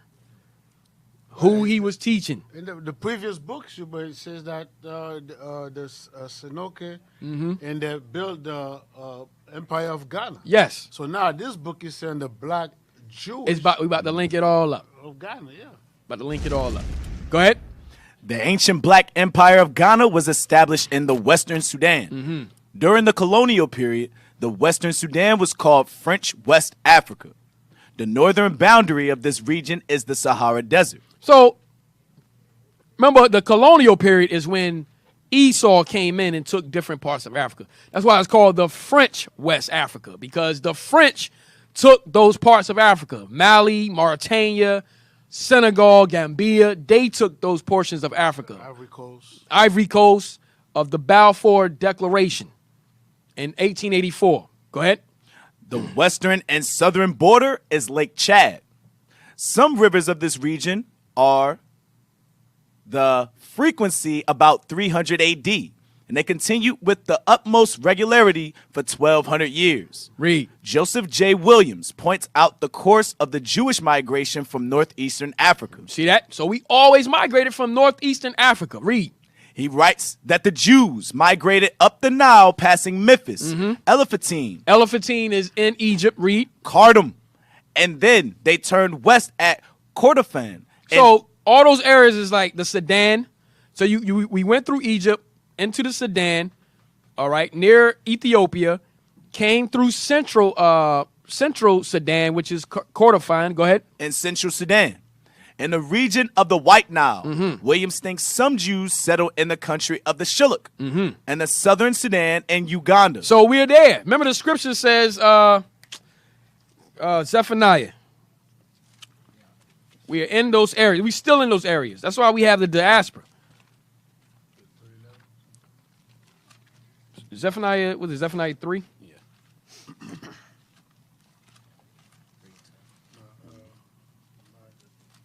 Yeah, I got it. Zephaniah, chapter 3, in verse 10. From beyond the rivers of Ethiopia, my suppliants, even the daughter of my dispersed, shall bring mine offering. You see that? So we are in those areas. All right, Ethiopia, Uganda, we're still there. A remnant of our people are there. Read. He continues Go ahead. He continues by tracing the migration from Kordofan going west to Darfur. You see how these Esau do a diligent search, man. They pay millions of dollars to just look us up. That's all they doing. They're hunting our steps. Yeah, they're hunting our steps, man. Their purpose is to destroy us. Go ahead. Lake Chad, Kano, and then to the countries of the Niger River. So the countries of the Niger River, remember, one of them was Old Calabar, the Efik. That was the first article. Okay, the Efik, down by the Niger River. You have the Yoruba, the Igbo, the Efik. That's where we fled. We always fled in those areas. Nigeria. Go ahead. The original habitation of the Songhai people was Gujia. Jump down. Let me see. Yeah, go ahead. About this founder? Yes, read that. This founder of the first Sudanic dynasty in Western Africa was a black Jew. Where's the bomb? Read it again. This founder of the first Sudanic dynasty in Western Africa was a black Jew. Go ahead. Go up. Read here, read Zael Yemeni. No, go down. Keep reading. I'm sorry. Keep reading. His name is sometimes written Zael Ayamin. No, man. Wait. Back up. What happened? You see something? You don't stop from the top where you was going to start. Go ahead. Yemen. Zael Yemeni came to Kuka about 300 AD. Read. An ancient abode of the Songhai tribe. He established a line of kings known as the Za or the Dia dynasty. This founder of the first Sudanic dynasty in Western Africa was a black Jew. Boom. You see that? He started all that when he came over. Go ahead. His name is sometimes written Zaal Ayamin. Joseph J. Williams says that a citizen of Timbuktu named Abdabrahman Essi Sadai wrote 1652 in his book Tariqa es-Sudan, History of the Sudan, that Zaal Ayamin was derived from Zamin el-Yemen, which means he has come from Yemen. Boom. So what does that say? Our people are in Yemen. Right. Go ahead. Zael Yemeni came to the Niger country by the way of Wargla in central Algeria. Wargla was a great trading center of the black Jews. Dr. Barth and Professor Godby say that Za, the founder of the first Jewish dynasty, established his capital later at Gao on the eastern upper Niger River. The Arabs, Moors, and the Sudanic writers attribute to the ancient black African Hebrews. The black African Hebrews. Go ahead. The establishment of the first empires. So they credit us, the black African Hebrews, the establishment of the first empires that happened in like Mauritania and that western side of Morocco, Algeria, and so forth. Right? Go ahead. The erection of the first public buildings in the country. The construction of the first canals and irrigation. So Esau always say we was uncivilized. We was savage barbarians. They called us barbarians. But look, we had the first irrigation system, canals and so forth. Remember it said before the Romans went into Africa, we had thriving communities. Y'all remember that from the last show? They said we had thriving communities, right? Go ahead. And the institution of a social economic regime which still survives in all Saharan communities. By what factors can we explain the emergence of black Hebrew hegemony and leadership over the indigenous tribes? Over Ham, read. The answer is simple. The Jews came into the Western Sudan from northern and eastern Africa as a result of a chain of commercial and persecutory migrations. Yeah, that's when the Babylonians, the Assyrians, all those captivities, we were fleeing into Africa. 70 AD, which we're going to get into later on, okay, we were always migrating into Africa. Go ahead. The Jews had settled among the most civilized people throughout the ages. They adopted new methods from other people and left their material, educational, and moral imprint among the people with whom they resided. Ham, Remember that Psalms, what that, 105, 106, and 34, 35, where we mingle amongst them and learned their works. Go ahead. For many centuries, the Hebrews had to employ great physical and psychological initiative. They could not afford to be complacent or apathetic. They were hated. So apathy could mean cultural stagnation or death. All right, go down. I don't want all this. Yep, this is what I want. Yep, go ahead. Read that part, and then we... The black Jews? Yep. The black Jews had an advantage over the African tribes. So we had an advantage over Ham. Go ahead. They carried their culture. So we did carry our culture. Go ahead. History. Laws. And written records with them. So we had everything with us. All right, so all that plays a part. Go ahead. This assured them a constant precedent for the development of a higher social organization. Read. Because of the stability of the black Jewish culture, the Jews were not absorbed into the autochthonous population. So that was Ham. All right, so we kept separate from them. Go ahead. In fact, the Jews absorbed some of the native tribes. So it was the other way around. We absorbed them. Go ahead. The Jews made use of every opportunity. They were an industrious and skillful people. Read. In the Jewish Ghanaian states were found kings. So this is the Ghana Empire. We're found what? Kings. So we had kings. Princes. Read. Governors. We had governors. Generals. Secretaries. Read. Treasurers. Revenue agents. Read. Judges. Architects. Engineers. Doctors. Historians. Language interpreters. Mathematicians. Jewelers. Sculptors. Masons. Carpenters. Painters of art. Goldsmiths. Leather workers. Potters. Armorers. Saddlers. Blacksmiths. Agriculturalists, etc.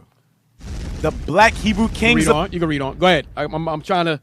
Y'all can say something. I'm trying to get something on the fact that the matter of that. That's what we had when we was in Africa. We were very skillful people. We were genius, man. Hey, let me get Baruch 336.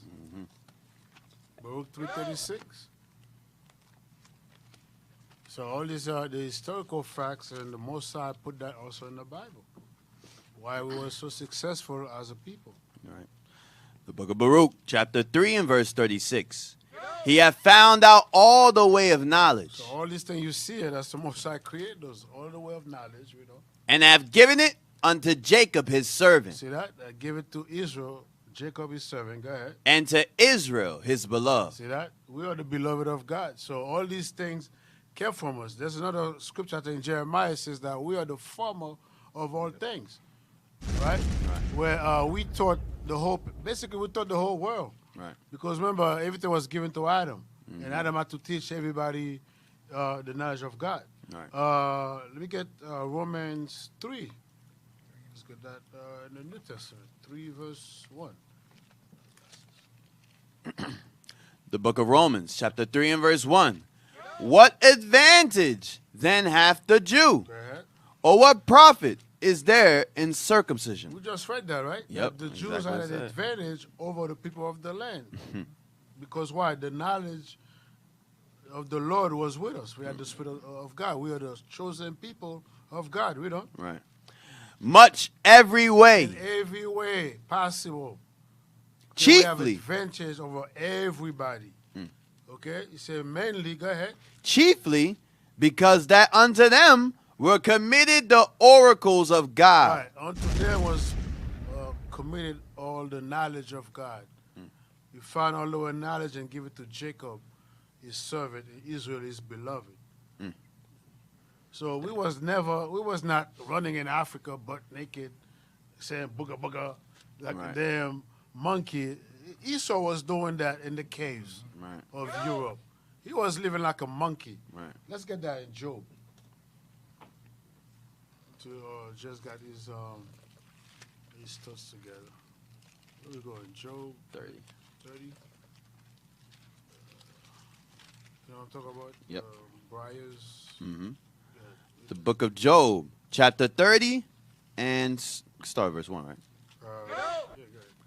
But now, they that are younger than I have me in derision. Right, so now they have us in derision. They call us niggers, speaks, went back, bywords.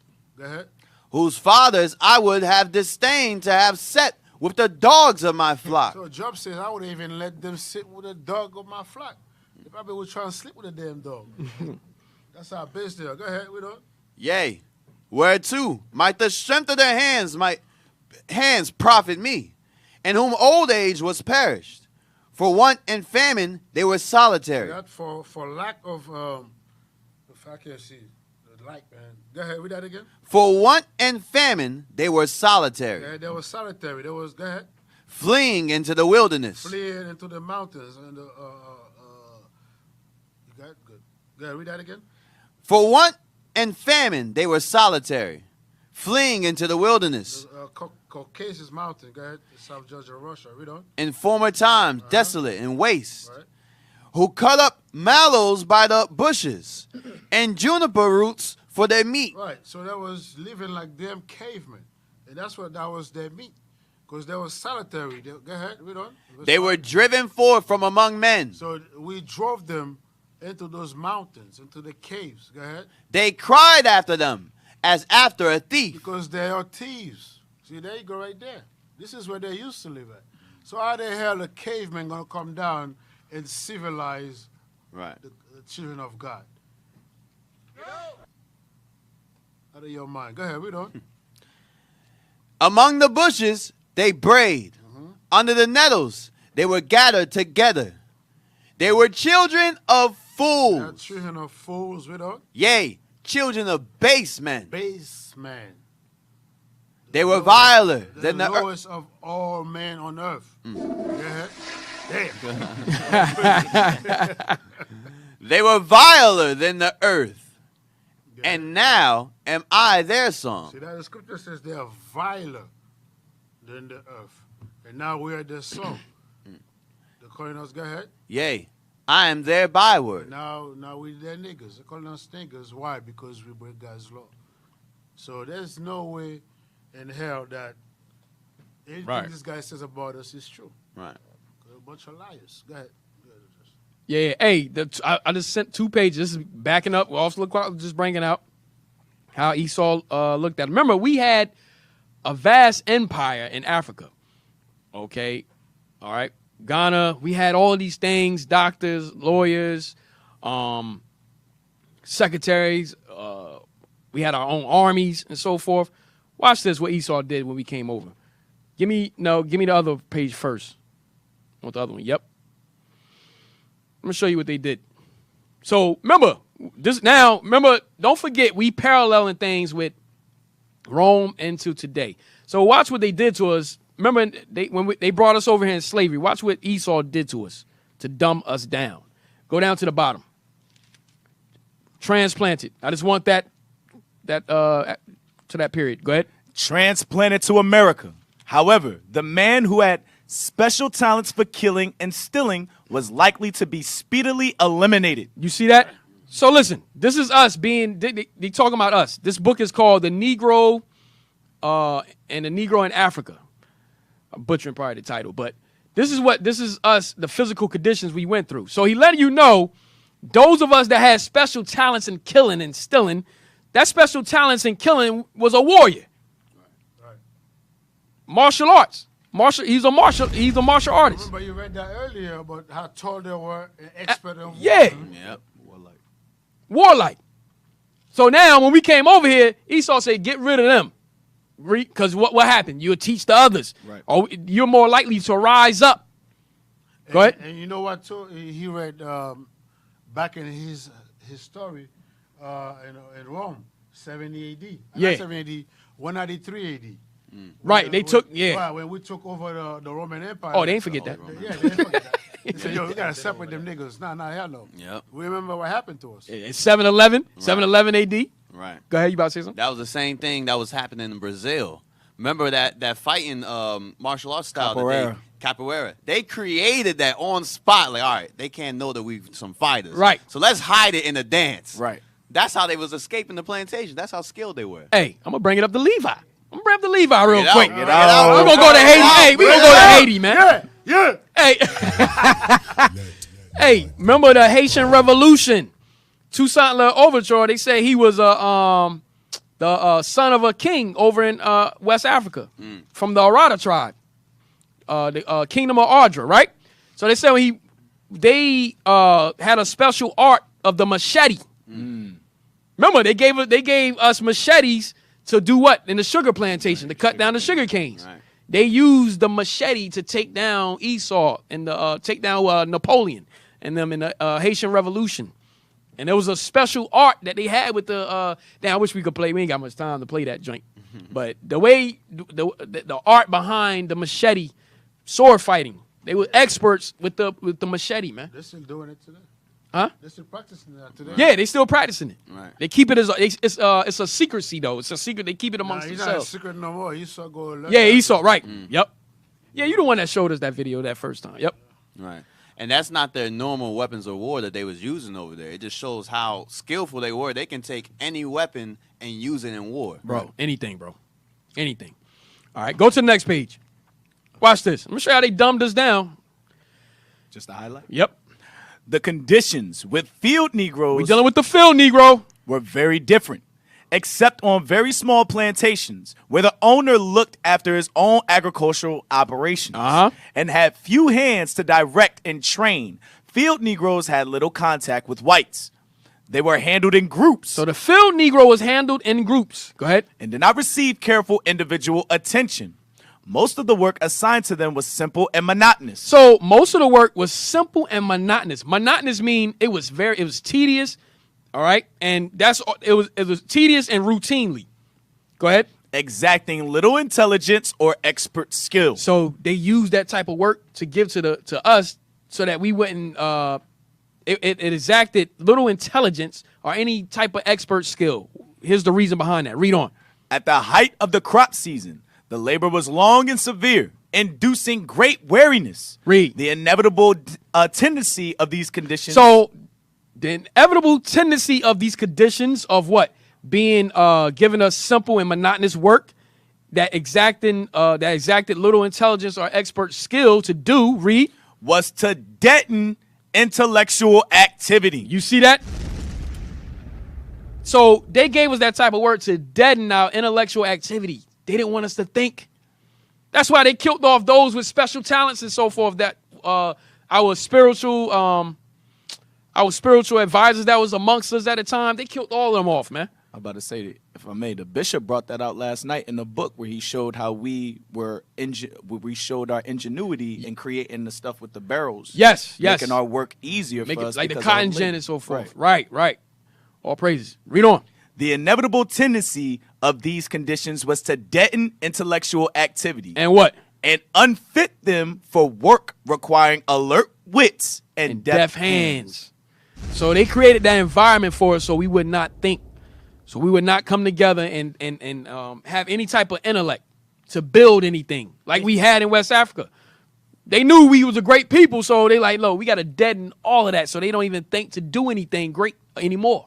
They still do that today. Yeah. Yes. Low-paying jobs. Hey, you on to something. The warehouses, bro. Yep. I used to work at the warehouse, and it's just routinely. What they did is the same thing. You just moving a box from here to there all day, 12 hours. You just move a box on a conveyor belt.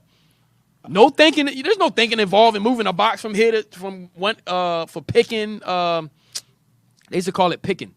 You get on the machine and you go pick. Yep, they call it picking. Yeah. Still slavery, bro. Right. And also, that's why it calls America spiritual Egypt, because the Egyptians said the same thing. As soon as they started thinking about going to the Lord, they said, "Oh, you Israelites be idle. Give them more work. Yeah, take them away from their God." Same thing. Why? Because they don't want us to think. Yeah. When you stop working as much and you focus on the Lord, now you can actually see. Okay, I'm oppressed. Let me focus on the Most High and get myself out of here. Right. Hey, give me the page now. 94. It's called a tropical dependency. You play that video real quick. It's 2 seconds. Oh, that's we were talking about earlier. Oh, the machete drink? Yeah. That's an 001. And that's a sister too. Yeah, play real quick. Look at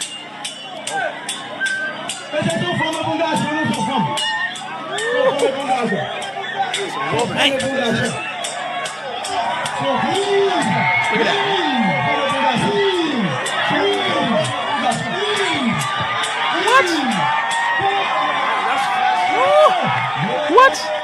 say that, Thierry? Machete? Machete. Machete. They still have that art, man. We still, you know. Go down there learning that thing now. My husband better never cheat on her. And Asher, oh, she's crazy. Man, getting his ankles chopped off. Her husband better never cheat on her. Yeah. And that same art with the machete, Asher call it grima. Grima. So they have Asher has a stick with theirs, and they have the machete. All right. Watch this. Read this. We learn by extracts. All right. So I know we went all over the place. It's kind of sidebar, but we back on track. Watch this. We learn by extracts from a Hausa record of which, Hausa record of which the original has unfortunately been destroyed. That the people of Ghana. So remember, the people of Ghana, the Senike, the Mandingos, okay, that was in Mauritania and so forth in the beginning. The people of Ghana, were anciently known by the name of Toruf or Taru. So keep that name in mind, Toruf. So the people of Ghana, the Senike, and the Mandingos, all the same people, were known as Toruf. Go ahead. And that they claim to have come from the territory lying between the Tigris and the Euphrates. Wait. Whoa. The people of Ghana claim to come from where? Between the Tigris and the Euphrates. Where's the Tigris and the Euphrates? Can we get a map, please? Where's the Tigris and the Euphrates?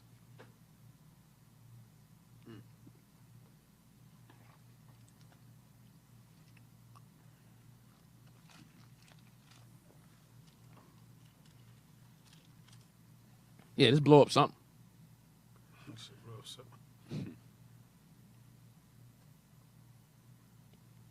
Okay, yeah, you can do the free. All right. Click on there. Zoom out. There's the Euphrates River. They go to Tigris River. Zoom out. Or zoom, am I saying it? Zoom out. You can't? All right, go to one you can zoom out. I want to see something.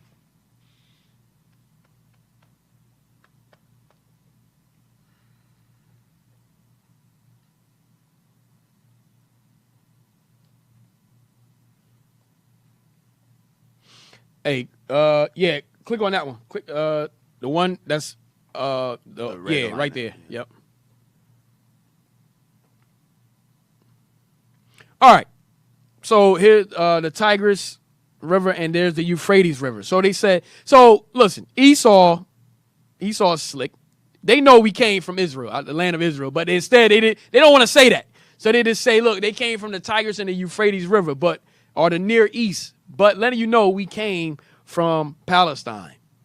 That's what they're saying. Go ahead. Hey, officer. In reality, they are saying that we came from Israel. If we can get 2nd Esdras 13 really quick. Go ahead. 2nd Esdras 13 and just verse 40 and verse 43. Hey, and I'm also showing you something else because they're actually right with what they're saying. I'm gonna show you something else. Go ahead. Right. 2nd Esdras, chapter 13, verse 40. Those are the 10 tribes which were carried away prisoners out of their own land in the time of Hosea the king. Remember, officer was already bringing out from the beginning that this was Asher, the northern kingdom. These are those 10 tribes. Go ahead. Whom Shalmaneser, the king of Assyria, led away captive. And he carried them over the waters. And so came they into another land. Now jump to verse 43. Where did they enter into to go to that new land that they were going to go to? And they entered into Euphrates. To where?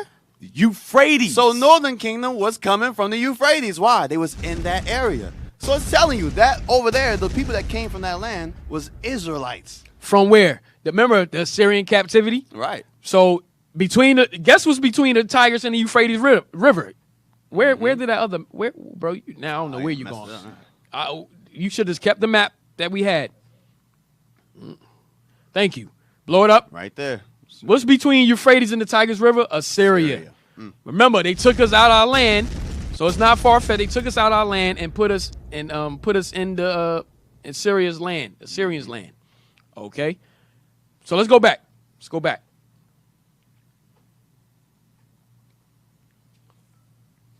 Come on.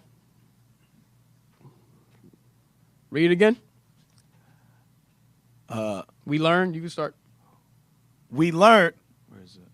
Sorry. We learn by extracts from a Hausa record. Man, hold on, man. That was highlighted, bro. What you mean? Where is that? Nah, I was looking for a part closer to the Euphrates, sir. All right. That's what I was looking for. You all right? Yeah, you're right. Mercy. We learn by Go ahead, man. We learn by extracts from a Hausa record, of which the original has unfortunately been destroyed. Why? Why the original unfortunately been destroyed? Remember, they destroyed and burnt our records. Remember that? They destroyed and burnt all our records, man. Go ahead.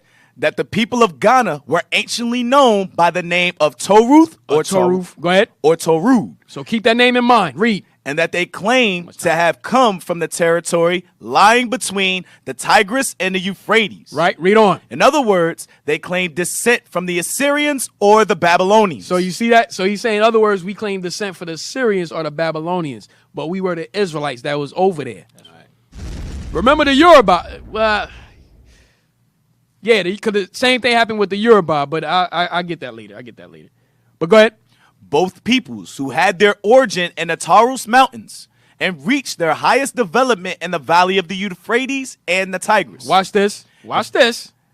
If the migration of the people of Ghana formed part of the movement impelled by the Chaldean conquest of Babylon. What is he talking about? Read.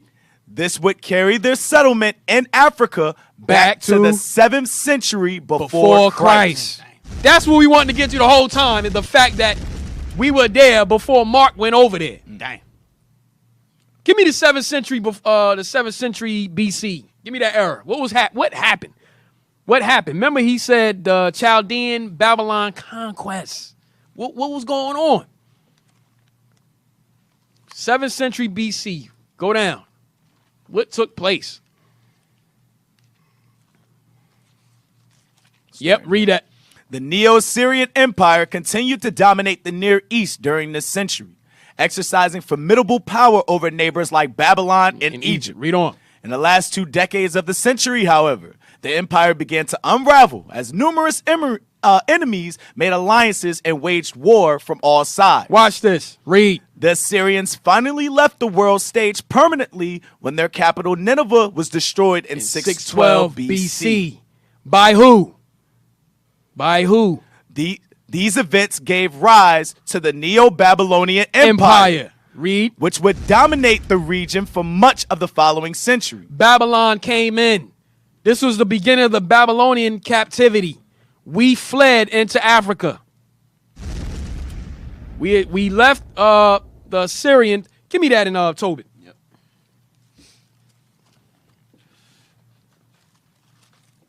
The book of Tobit. Chapter 14 and verse 15. But before he died, he heard of the destruction of Nineveh, which was taken by Nebuchadnezzar and Ahasuerus. And before his death, he rejoiced over Nineveh. You see that? So the Babylonians came in and sacked Nineveh. And guess what? We fled out of there. We got up out of there and fled right into Africa. Remember, that was the safest route. All right. So from there, you could get out of that. Go back to the page. Now, give me the next page. Remember Toruth. How much time we got? All right, we got 10 minutes. Go ahead, read that. Read the title. Origin of who? The origin of the Fulani. So this is the origin of the Fulani, another tribe. All right, go down to in the course of his relations. In the course of his relations with the Fulani. So we just going to read. This is all good stuff right here. But the point is on the next page. Read on. The Gueridon was particularly struck with their peculiar knowledge of Jewish history. So he's talking about the Fulani. He said he was struck with their peculiar knowledge of Jewish history. Go ahead. So familiarly did they speak of the chief Hebrew personalities of the Old Testament. So the Fulani always talked about those of our forefathers in the Old Testament. Read. And so well posted were they with the principal events related in it. Read. That they could not, argued De Gueridon, have acquired their knowledge merely through Arabic sources. So he's like, because remember, the Fulani was following Islam. So he said the way they talking about the Old Testament, that couldn't have came from no Arabic sources. That didn't come from Arabic sources the way they talking about the Bible. Read. They referred to those times as though dealing with their own national records. Whoa. The Fulani dealt with what? Their own national records. So they refer to those times as though dealing with their own national records. Watch this, read on. Moses and Abraham might have been individuals of the same race as themselves. Because that's the way the way we talk about the Bible now, that's the way we did it in Africa. Like we knew them personally because that's our people. That's the way they talked about the scriptures, man. Because they were the same race. Go ahead. In their oral legends. There we go. Oral legends. Go ahead. Moses plays a very important part. Why would Moses play a very important part with the Fulani tribe? In the oral legends. Go ahead. And although certain passages of the scriptures are transformed or rather assimilated, they have so intense a biblical and Hebraic tone as to exclude all Arabic influence. So even though they follow Islam, the way they was speaking and so forth, he said, they're not really Islamic. They not. There's nothing Arabic about them. They Hebrews. Read. The Gueradon noted, however, that their Israelitish chronicles ceased after Solomon. So we only had up to Solomon. Remember, we fled after the Assyrian captivity. Babylonian came in, we fled. So all we had was the Old Testament up to King Solomon. Read. What they knew of the miracles of our Savior was so distorted and erroneous as to prove that the New Testament had reached them from afar. Right. Hey, that's Mark them going over there. Mark them went over there. Read. In a vague and fragmentary condition. The Gueradon's conclusions are best given in his own words. It would seem as if the Poles, Fulani, if they themselves did not profess the Jewish faith, which I would rather be disposed to affirm than deny, were at least in permanent contact with the Jewish people in remote times. And that, influenced at one time or another by the Israelites, they received Old Testament legends directly from them. You see that? Watch this. Dr. Blyden also testifies in an indirect way to the close acquaintance of the Fulani with the history of ancient Hebraic personalities. Read. They hold the language of the Quran, he remarks, in the greatest veneration, affirming that it is the language which was spoken by Adam, Seth, Noah, Abraham, and Ishmael. So that's not true. Go ahead. The descendants of Ishmael, they contend, have never been in bondage to any man. All right, go to the next page. Hey, officer, you know what this sound like? This sound like John 4 with that woman, the Samaritan woman. Yeah. How would she know out of nowhere that, are you greater than our forefather Jacob that gave our father Joseph this well? How could she know that history except she's an Israelite? Except she would be an Israelite, Makes man. no sense. It is at this time, we just in West Africa. Right. Go ahead. It is significant. Watch this. Remember the Taurus, the people of Ghana from the last book. Watch this. It is significant that the son and successor of Othman Danfodio, Sultan Bello of Hausa, second Fulani ruler over the Hausa states, in the history of the Sudan, written in Arabic characters, which he gave to Clapperton, describes the Taurus. Remember the Taurus from the last book. I said keep that in mind. Watch this. Who may, I think, be identified with the Tordos, a sect of Fulani greatly looked up to as what? As having originated from the Jews. The people of Ghana are the Jews. That's all they saying. I had to cross-reference a couple of books to bring that out. The people of Ghana are the Jews. Going back to the Soninke. Read on. We're going to end off with this page right here. Mungo Park. Go ahead. When writing of his experiences among the Mandingos. So y'all remember the Mandingos. You had the Soninke and the Mandingos. Same people. Just the Mandingos were the Muslim side of the Soninke. Or the Taurus. Go ahead. Who appear to have been converted to... Or the Saracoles. Remember the Saracoles, still the Soninke. Jews of West Africa. Read. Who appear to have been converted to Islam by the Fulani, with whom they have been in close relationship, amiable and the reverse. Read. For many centuries, observed a similar widespread knowledge of incidents in Old Testament history, such as the death of Abel. So this is the Mandingo now. They knew about the death of Abel. Read. The lives of the patriarchs. The lives of the patriarchs. Joseph's dream. They had Joseph's dream. And so on. Winterbottom is equally emphatic.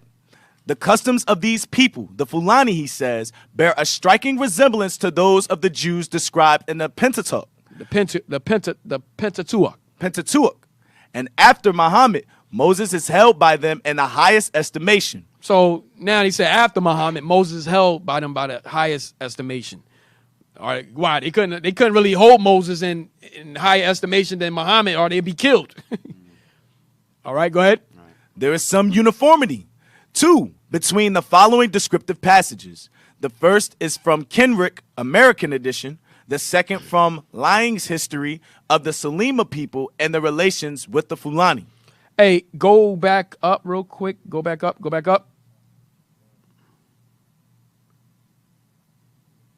So you see the little asterisk next to Jews, right? Y'all see that? Right there. Circle that. Yeah. Right? So remember the Taurus, the people of Ghana, originated from the Jews, right? Go down. Watch this. Go down. The asterisk goes to here. Read the first paragraph. The Jews were commanded on the Day of the Atonement. The Day of Atonement is actually tonight. Damn. The Day of Atonement is tonight. What a coincidence. Read. To provide a goat to carry the sins of the people. Mm-hmm. And the high priest was to lay his hand on the head of the goat and confess the national sins. Read. So among the Egyptians. So I don't need that. But to let you know, what he's telling you is that they were still doing that. That's what he's saying. We were still keeping the Day of Atonement, just like we're going to keep it tonight. All right? And I'm going to end it with that. Hey, go ahead. I'm sorry. Can you go back a couple of pages where the part it says Abraham and Isaac was right at the bottom here. Forefathers. Like All the way at the bottom. No. You said it's Arabic influence. Was that it? The language. It had no Arabic influence. Oh, that one? Right here, right. Okay. They hold the language of the Quran, he remarks, in the greatest veneration, affirming that it is the language which was spoken by Adam, Seth, Noah, Abraham, and Ishmael. Let's kill that right there. Go to Genesis 14, verse 12. Bring it out. Although they're putting the truth in there, they got to throw a little lie in there. Yeah, that's why you got to be careful of bones. Is it 14, 14, Abraham the Hebrew? Yeah, 14. Verse 13. Start verse 12. Okay. The book of Genesis, chapter 14 and verse 12. That's the battle of the kings, the 5 kings. Genesis, go ahead. And they took Lot, Abram's brother's son, who dwelt in Sodom, and his goods, and departed. And there came one that had escaped, and told Abram the Hebrew. See that? Abram the Hebrew. So the Quran came years after Christ died, for 500 years. Right. So it could not, Abraham could not be speaking the language of the Quran because Abraham was already gone and dead. Right. So Abraham spoke Hebrew. Noah, Adam, Seth, Noah, Abraham, even Ishmael spoke Hebrew. Right. Because his father was Abraham. Right. Trying to pull a fast one. Not too deep. I don't know. I was thinking of the scripture.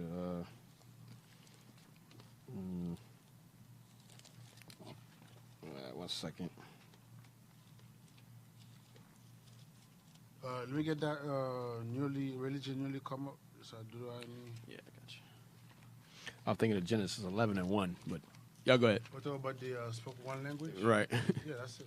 Whatever you want. Go ahead. No. That's what you want. No, I want the one the newly come up. Deuteronomy 32, 17. The book of Deuteronomy. So the Quran religion is a new religion. Just read that. The book of Deuteronomy, chapter 32 and verse 17. They sacrifice unto devils, not to God. To gods whom they knew not. To new gods. See, Abraham and Noah, Isaac was not sacrifices to new gods. Go ahead. That came newly up. See that? Newly up. Quran, Allah, that's a new God. That's a new religion. Go ahead. Whom your fathers feared not. See that? Abraham, Noah, Abraham, Isaac, Noah, Seth did not fear those gods. That's right. And they never worshiped those gods. So they never could have speak, Right. It's crazy, man. Good, officer. Yeah, I'm gonna end it on that. All right, so I hope y'all got something out of the show. All praise to the Most High. All right. Next show, Lord's will, life lasts. Remember, we still dealing with the 5th Caesar Claudius, but we're gonna hit now next week. Not next week, but next show we're gonna start going into Spain and Gaul and so forth. Remember, the apostles went there also. All right, and then that's gonna lead us up into the 6th feather, Nero. We're going to deal with Nero and then the persecutions and so forth, the martyrdom that happened to the apostles and the rest of the disciples. All right. Officer Abaddon. Hey, Israel, let's give a hand for the leadership. That was a great class.